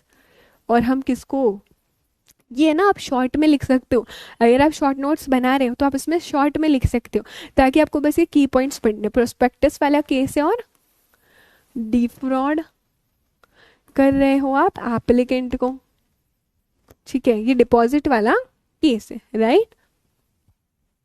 अच्छा, नेक्स्ट क्या बोलता है सेक्शन 224। वैसे तो उसको बहुत डिटेल में हम एक चैप्टर में पढ़ेंगे, इंस्पेक्शन, इंक्वायरी और इन्वेस्टिगेशन वाले चैप्टर में, लेकिन एक बार समझने की कोशिश करेंगे आप लोग मेरे साथ कि यहाँ पर हुआ क्या है। एक कंपनी में फ्रॉड हुआ है, एक कंपनी में फ्रॉड हुआ है तो इंस्पेक्टर अपॉइंट होता है। ये हमारे इंस्पेक्टर अपॉइंट हुए हैं और ये इंस्पेक्टर ने अपॉइंट होके एक इंस्पेक्टर रिपोर्ट बनाई है, इन्होंने एक रिपोर्ट बनाई है, ठीक है। एक कंपनी में फ्रॉड्यूलेंट एक्टिविटी हुई है, इंस्पेक्टर अपॉइंट हुए और इंस्पेक्टर ने उनकी एक रिपोर्ट बनाई है। इस इंस्पेक्टर रिपोर्ट में ऐसा लिखा हुआ है, इंस्पेक्टर बोलते हैं कि कंपनी में फ्रॉड हुआ है और इस फ्रॉड की वजह से जो डायरेक्टर्स है, जो KMPs हैं और बाकी जो ऑफिसर्स हैं यहाँ पर, वो चाहे तो ट्रिब्यूनल में ना एक एप्लीकेशन भेज सकते हैं। ट्रिब्यूनल मतलब कौन सा tribunal, national company law tribunal में एक एप्लीकेशन भेज सकते हैं with related to disgorgement of asset, property, cash या कोई holding such director personally liable. अच्छा, सेक्शन याद नहीं करना है अब, इट इज़ नॉट नेसेसरी, जब लिखना होगा ना तब मैं आपको बता दूंगी, ठीक है। सो आप डायरेक्टली लिख सकते हो कि फ्रॉड से रिलेटेड केस है, एक बार पढ़ेंगे मेरे साथ। Well the report made by an inspector states that fraud has taken place in a company and due to such fraud any of the director, KMP या other officer of the company और any other of the person और entity, the CG, ठीक है, the CG may file an application before the tribunal for appropriate orders. अभी समझने की कोशिश करना बिकॉज तुम्हारे लिए एकदम नया है। एक कंपनी में फ्रॉड हुआ है, फ्रॉड हुआ, इंस्पेक्टर अपॉइंट हुआ और इंस्पेक्टर ने चेक किया, इंस्पेक्टर ने चेक करके अपने एक रिपोर्ट बनाई और रिपोर्ट में लिखा हुआ है कि कंपनी में फ्रॉड तो हुआ है। फ्रॉड किसने किया है, हो सकता है किसी डायरेक्टर ने किया है, किसी KMP ने किया है, किसी ऑफिसर ने किया है, उन्होंने फ्रॉड किया। अभी फ्रॉड कैसे कर सकते, मान लो कंपनी का कोई एसेट है वो उन्होंने ले लिया है अपने पास, कंपनी का कैश ले लिया है उन्होंने अपने पास, ठीक है, कोई कंपनी की प्रॉपर्टी कर ली है अपने पास। तो यहाँ पे ये जो सेंट्रल गवर्नमेंट है, सेंट्रल गवर्नमेंट एक एप्लीकेशन फाइल करेगा ट्रिब्यूनल के पास और बोलेगा इन डायरेक्टर ने जो भी कैश, एसेट और प्रॉपर्टी लिया है, जो भी कैप लिया है उसे डिसगॉर्ज करो। व्हाट इज डिसगॉर्ज करो दीदी, यानी कि फिर से रिटर्न बैक करो आप यहाँ पर कंपनी पे और उनकी लाइबिलिटी पर्सनली हो जाएगी। कैश, एसेट और प्रॉपर्टी दैट इज कैप। तो जो भी कैश एसेट आपने प्रॉपर्टी लिया है वो आपको फिर से किसको देना है, कंपनी को देना रहेगा। डिसगॉल्जमेंट का ऑर्डर पास करेगी। मैम असेट लेके बेच दिया हमने, एसेट लिया तो था, किसी डायरेक्टर ने एसेट लिया और फिर बेच दिया, तो उस केस में उसकी लाइबिलिटी पर्सनली लाइबल हो जाएगा, वो भी अनलिमिटेड लाइबिलिटी हो जाएगी। अच्छा एक बार पढ़ो और मुझे बताओ if you guys have any doubt या एकदम क्रिस्टल क्लियर हो गया है।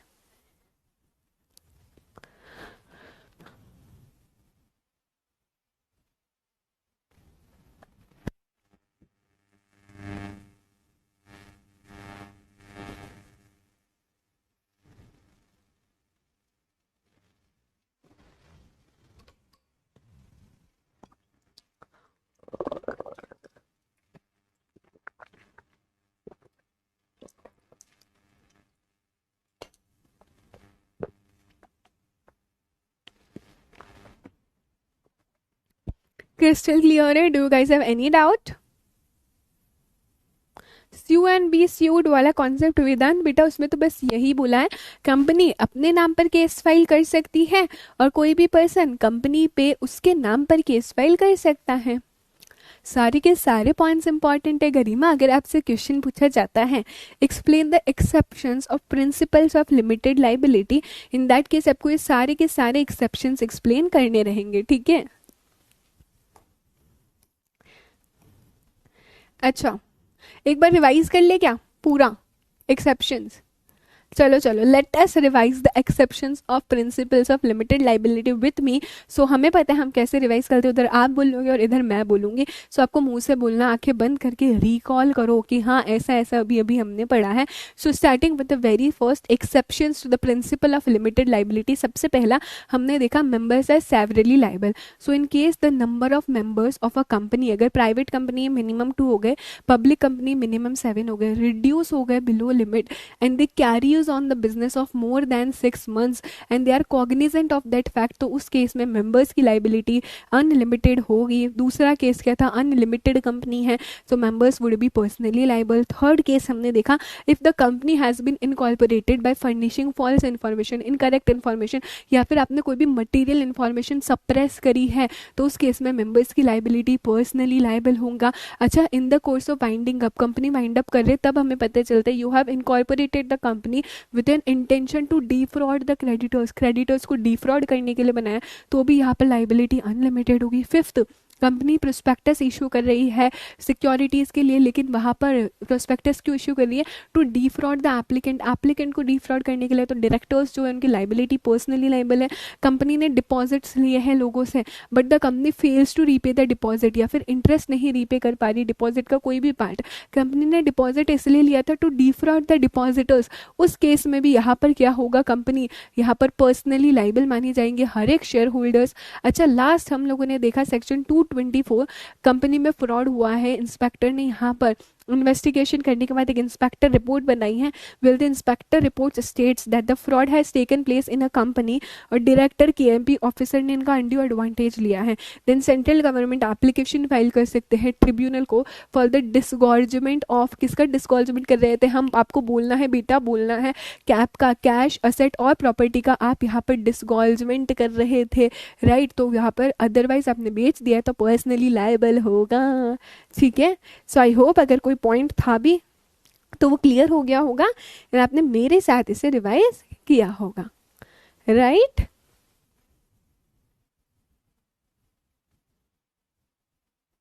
डन है?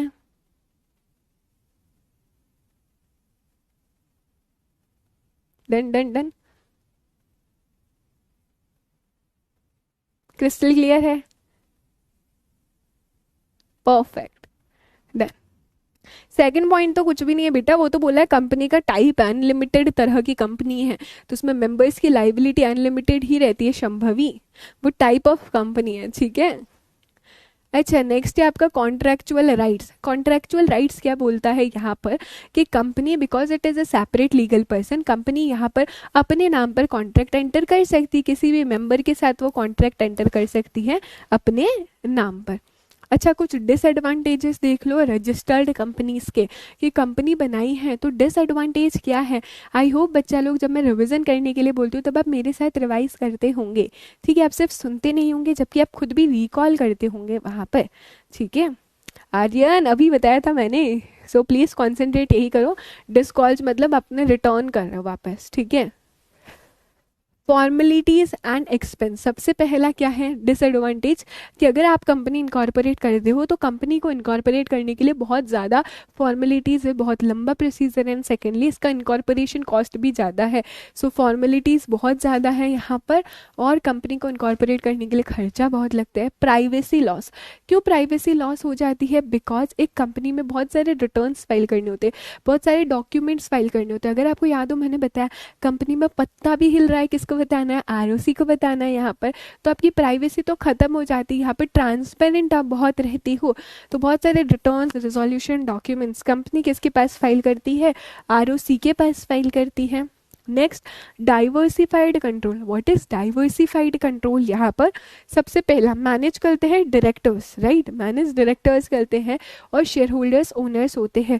अभी शेयर होल्डर्स अलग अलग तरह के अलग अलग लोग हैं, कहने से कंपनी का जो कंट्रोल है वो बहुत डाइवर्सिफाइड हो रहा है, कुछ कहीं के लोग हैं, कुछ कहीं के लोग हैं, जिन्होंने ज़्यादा शेयर्स होल्ड कर रखा है वही कंट्रोल करेंगे। तो यहाँ पर मेंबर्स जो है कंपनी के, उनका इतना इफेक्टिव कंट्रोल नहीं होता है कंपनी के वर्किंग पे, जैसा कि सोल प्रॉपराइटरशिप में होता है।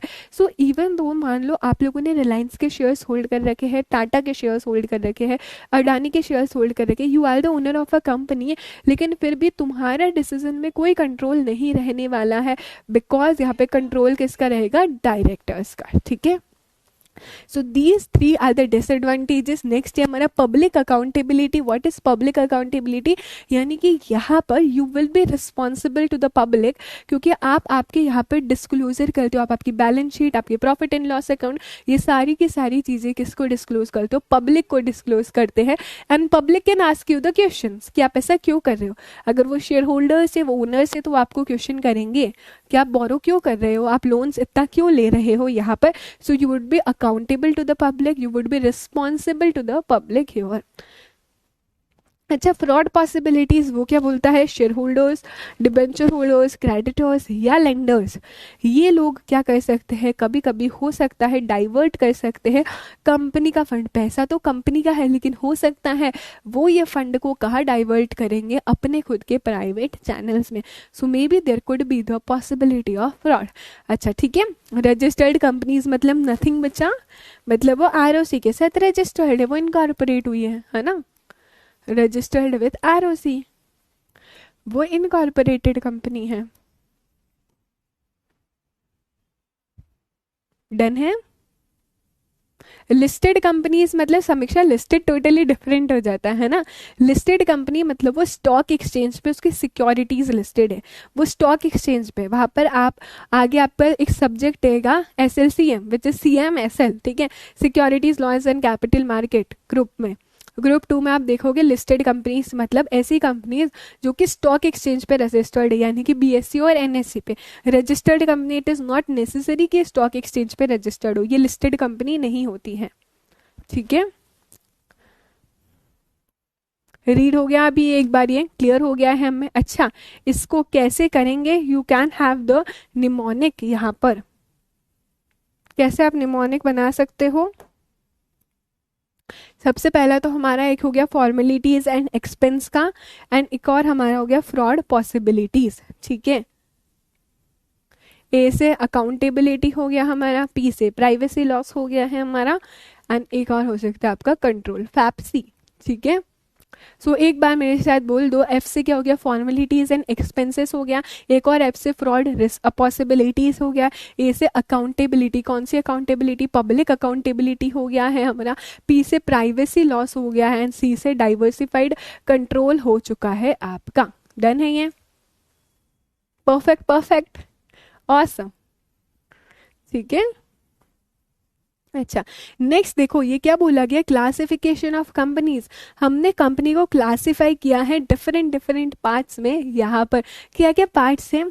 सो अगर मैं बात करूँ इनकॉर्पोरेशन की, तो इनकॉर्पोरेशन के बेसिस पे कंपनी को दो पार्ट में क्लासिफाई किया है। पहला है रजिस्टर्ड कंपनीज, दूसरा है स्टैट्यूटरी कंपनी। यस यस, आपके मन में आएगा मैम ये क्या होता है वो क्या होता है, हम सब देखेंगे, ठीक है। पहला है रजिस्टर्ड स्टैट्यूटरी, मेंबर्स के बेसिस पे पब्लिक है, प्राइवेट है, 1% कंपनी है।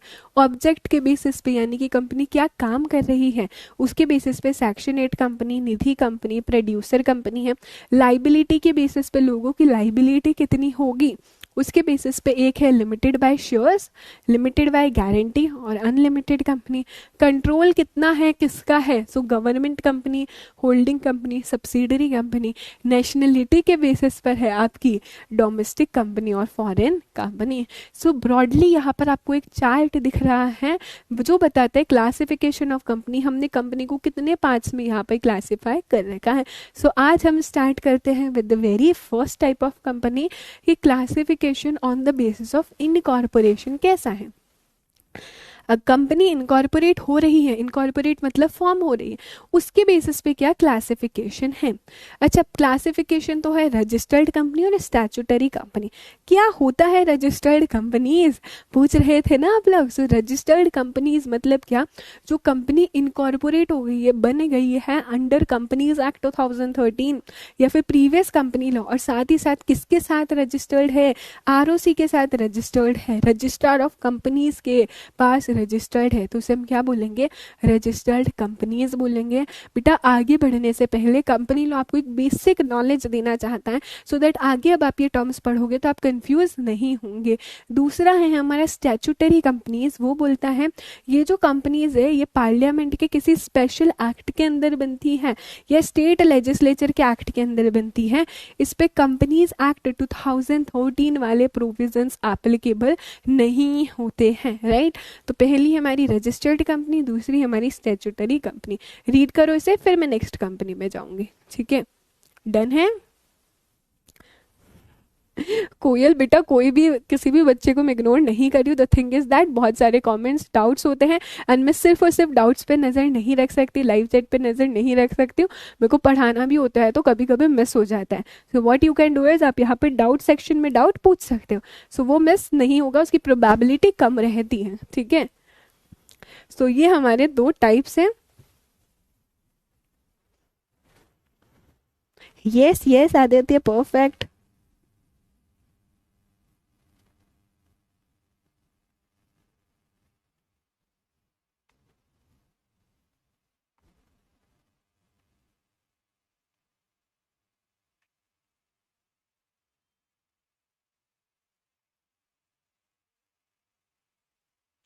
चलो आगे बढ़े। Classification on the basis of incorporation, एक रजिस्टर्ड कंपनी जो कि कहाँ रजिस्टर्ड है, कंपनीज एक्ट 2013 में रजिस्टर्ड है, प्रीवियस कंपनी लॉ या फिर आरओसी के पास में वो रजिस्टर्ड है। नेक्स्ट हमारी स्टैट्यूटरी कंपनी, मतलब ये किसी स्पेशल एक्ट के अंदर बनी है, स्टेट लेजिस्लेचर की या पार्लियामेंट के, और साथ ही साथ इस पर कंपनीज एक्ट एप्लीकेबल नहीं होता।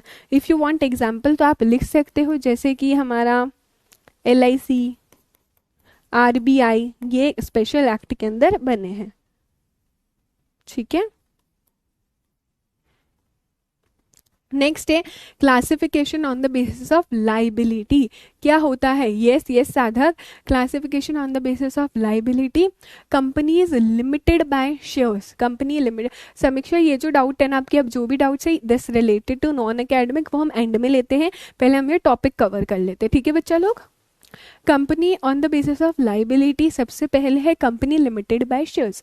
इसका मतलब क्या है, ये जो आप अभी तक पढ़ते हुए आ रहे हो, लिमिटेड बाय शेयर्स का मतलब जो भी अनपेड अमाउंट है शेयर्स का, जो भी अनपेड अमाउंट ऑन शेयर्स है वही आपको पे करना है। फॉर एग्जाम्पल अगर आपने 10 रुपीज़ का शेयर लिया है, 10 रुपीज़ का शेयर लिया है, 3 रुपीज़ पे कर दिए हैं, तो अभी आपकी लाइबिलिटी कितनी है, जो अनपेड अमाउंट है, यानी कि सिर्फ और सिर्फ 7 रुपीज़ की लाइबिलिटी आपकी रहेगी, राइट।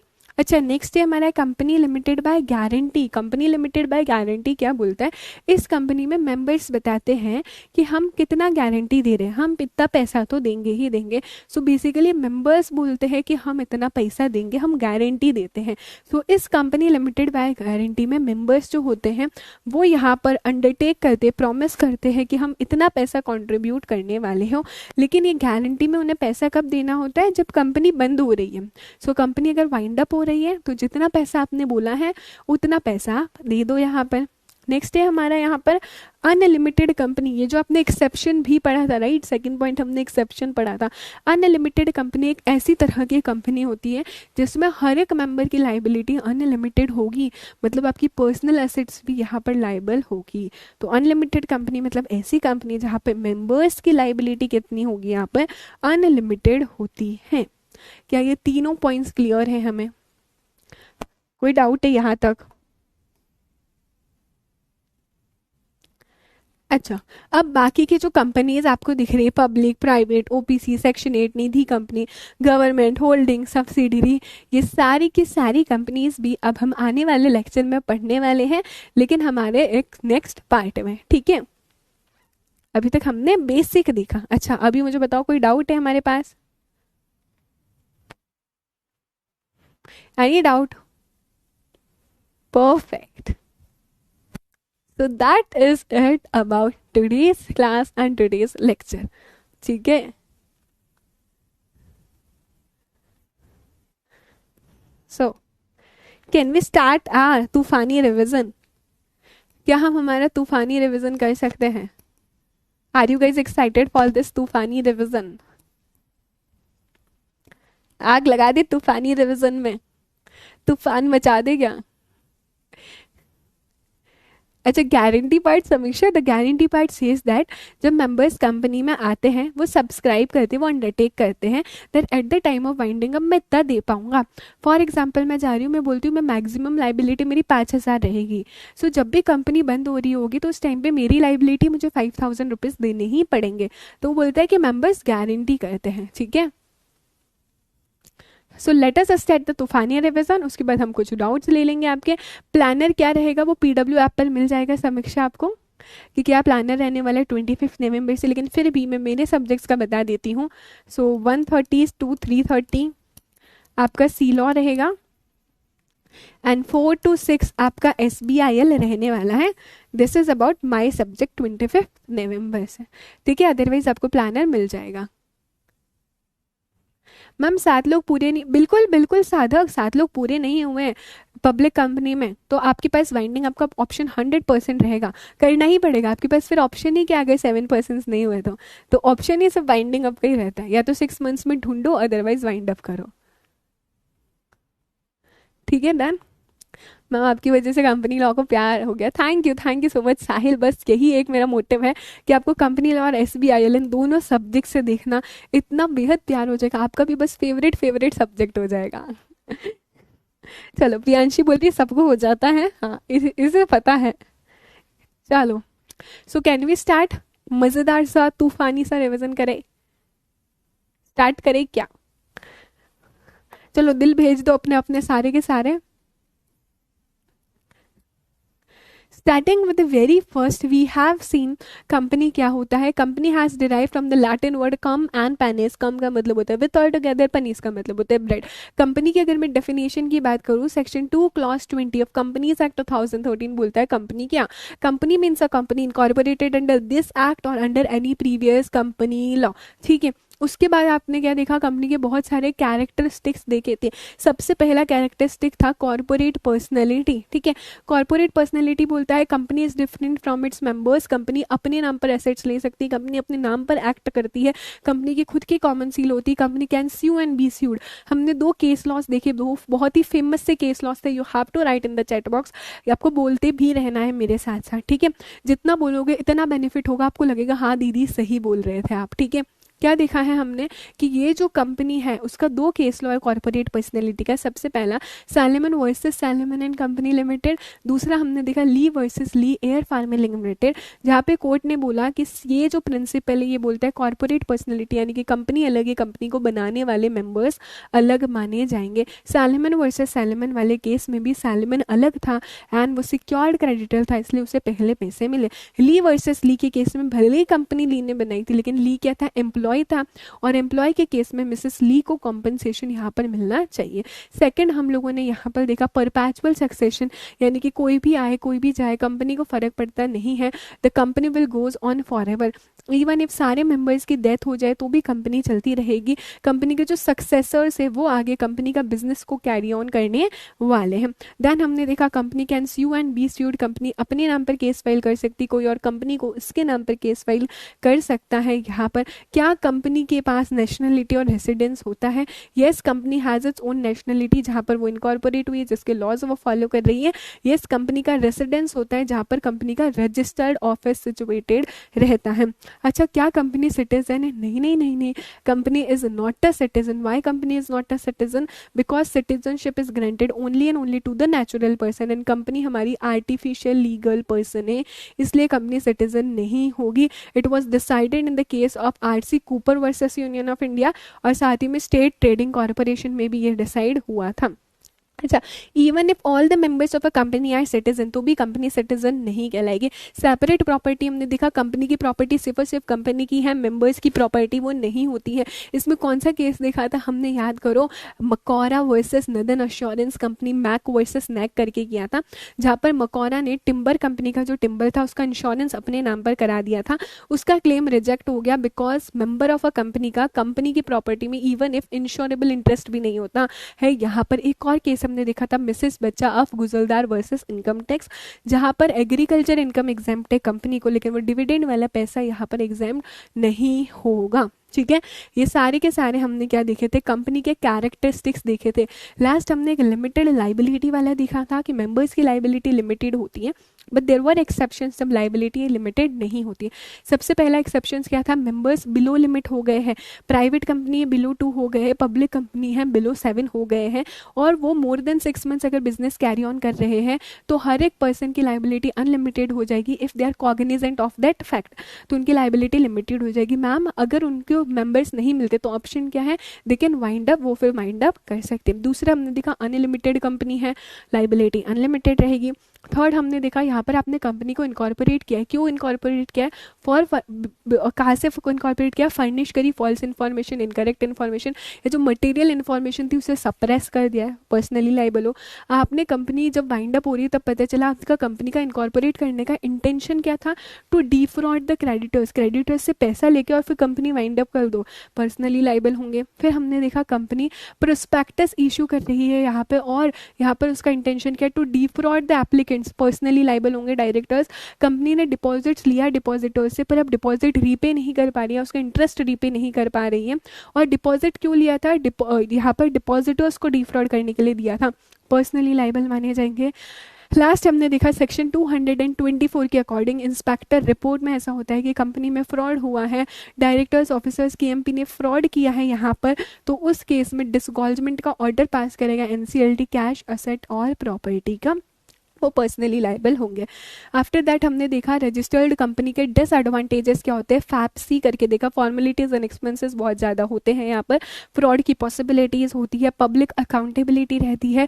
देन हम लोगों ने यहाँ पर देखा डाइवर्सिफाइड, आपका कंट्रोल यहाँ पर रहता है, right. After that we have seen कि क्या क्या चीज़ें यहाँ पर क्लासिफिकेशन ऑफ कंपनीज होती है, जिसमें हमने 2 चीज़ देखी, रजिस्टर्ड कंपनी अगर कंपनीज एक्ट 2013 के अंदर रजिस्टर्ड है, प्रीवियस कंपनी लॉ के अंदर, एंड साथ ही साथ वो रजिस्टर्ड है आरओसी के पास। आफ्टर द स्टैट्यूटरी कंपनी जो स्पेशल एक्ट ऑफ पार्लियामेंट के अंदर बनी, स्टेट लेजिस्लेचर के अंदर कंपनीज एक्ट गवर्न नहीं करता है।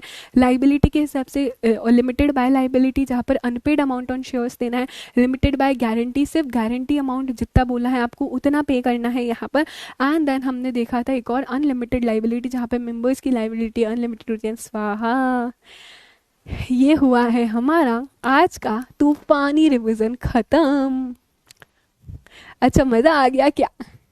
क्या हमने आग लगा दी है क्या? अगर लगता है तो जल्दी से एक फायर इमोजी ड्रॉप कर दो मुझे चैट बॉक्स में, बता दो आग लगा दी क्या, मजा आ गया क्या? क्या आप रिवाइज करते हो मेरे साथ साथ? मुझे सिर्फ इतना बता दो, येस और नो। एंड रिवाइज करने के बाद हमें कितना लगता है कि मैम इतना तो हमें लगता है हम भी रिकॉल कर पा रहे हैं। चलो लेट्स सी कितना रिकॉल कर पाते हो। और आग लगाई क्या हमने?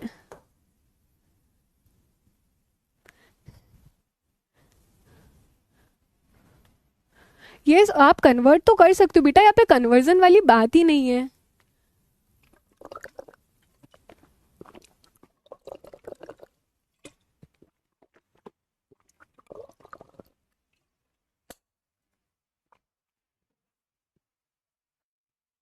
अरे वाह वाह, ग्रेट ग्रेट, आग लगा दी हमने तो। अरे अरे अरे, साधक मैम प्राइवेट में भी कन्वर्ट होने का ऑप्शन रहता है, इफ नॉट 7। देखो सबसे पहले तो साधक chat GPT is not always right, लेकिन मैं आपको बता देती हूँ आपके पास कन्वर्ट होने का ऑप्शन रहता तो है, ठीक है।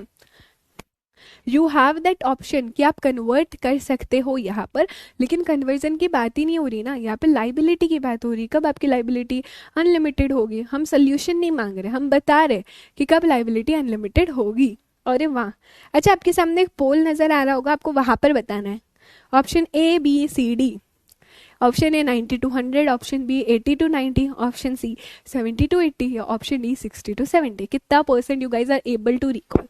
मुझे इधर बताओ सो दैट मेरे को नाम मिलेंगे कि कौन से बच्चे को कितना समझ आ रहा है। पूरा पूरा आ रहा है, तूफानी रिविजन से मजा आ रहा है। दैट तूफानी रिविजन इज वेरी इंपॉर्टेंट है ना, ताकि आपकी जिंदगी में तूफान ना आए, क्या ताकि आपके सीएस एग्जीक्यूटिव में तूफान ना आए, इसलिए तूफानी रिविजन करना ही करना है, नो मैटर व्हाट, है ना। चलो let's see option number A में। अरे वाह, ए और बी वाले 50-50 लोग हैं हमारे। गुड प्रियांशी स्तुति। चलो मतलब मैं ऐसा अज्यूम करूं कि आप 80% तक तो रिकॉल कर पा रहे हो, and it is a great score. Like I am so happy, I am so glad कि आप इतना रिकॉल कर पा रहे हो। आप मेरे साथ साथ बोल रहे हैं, this was going to help you a lot. बहुत ज़्यादा हेल्प होने वाली है, ये ट्रिक देखना कितना मजा आएगा आपको। So guys yes, finally that is the end of our today's lecture. I hope आपको मजा आया होगा, आपको समझ आए होंगे concept. Please let me know in the comments कि आपको कैसे लग रहे हैं लेक्चर्स, आप बता सकते हो। And I hope I was able to do justice with all your doubts, ठीक है।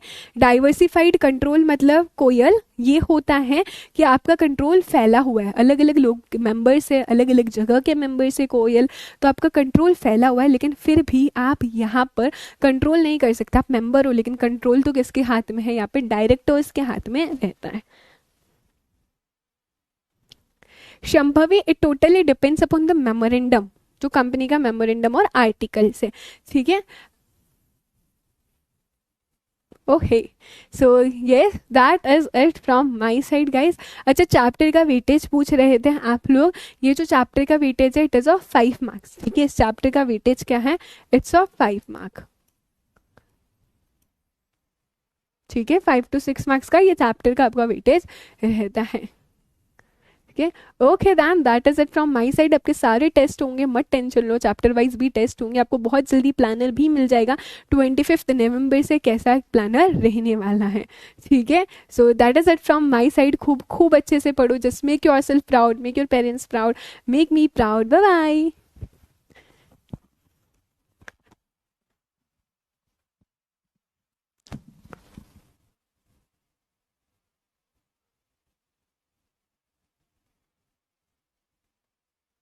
Thank you so much Koyal, and many many congratulations आपको बेटा।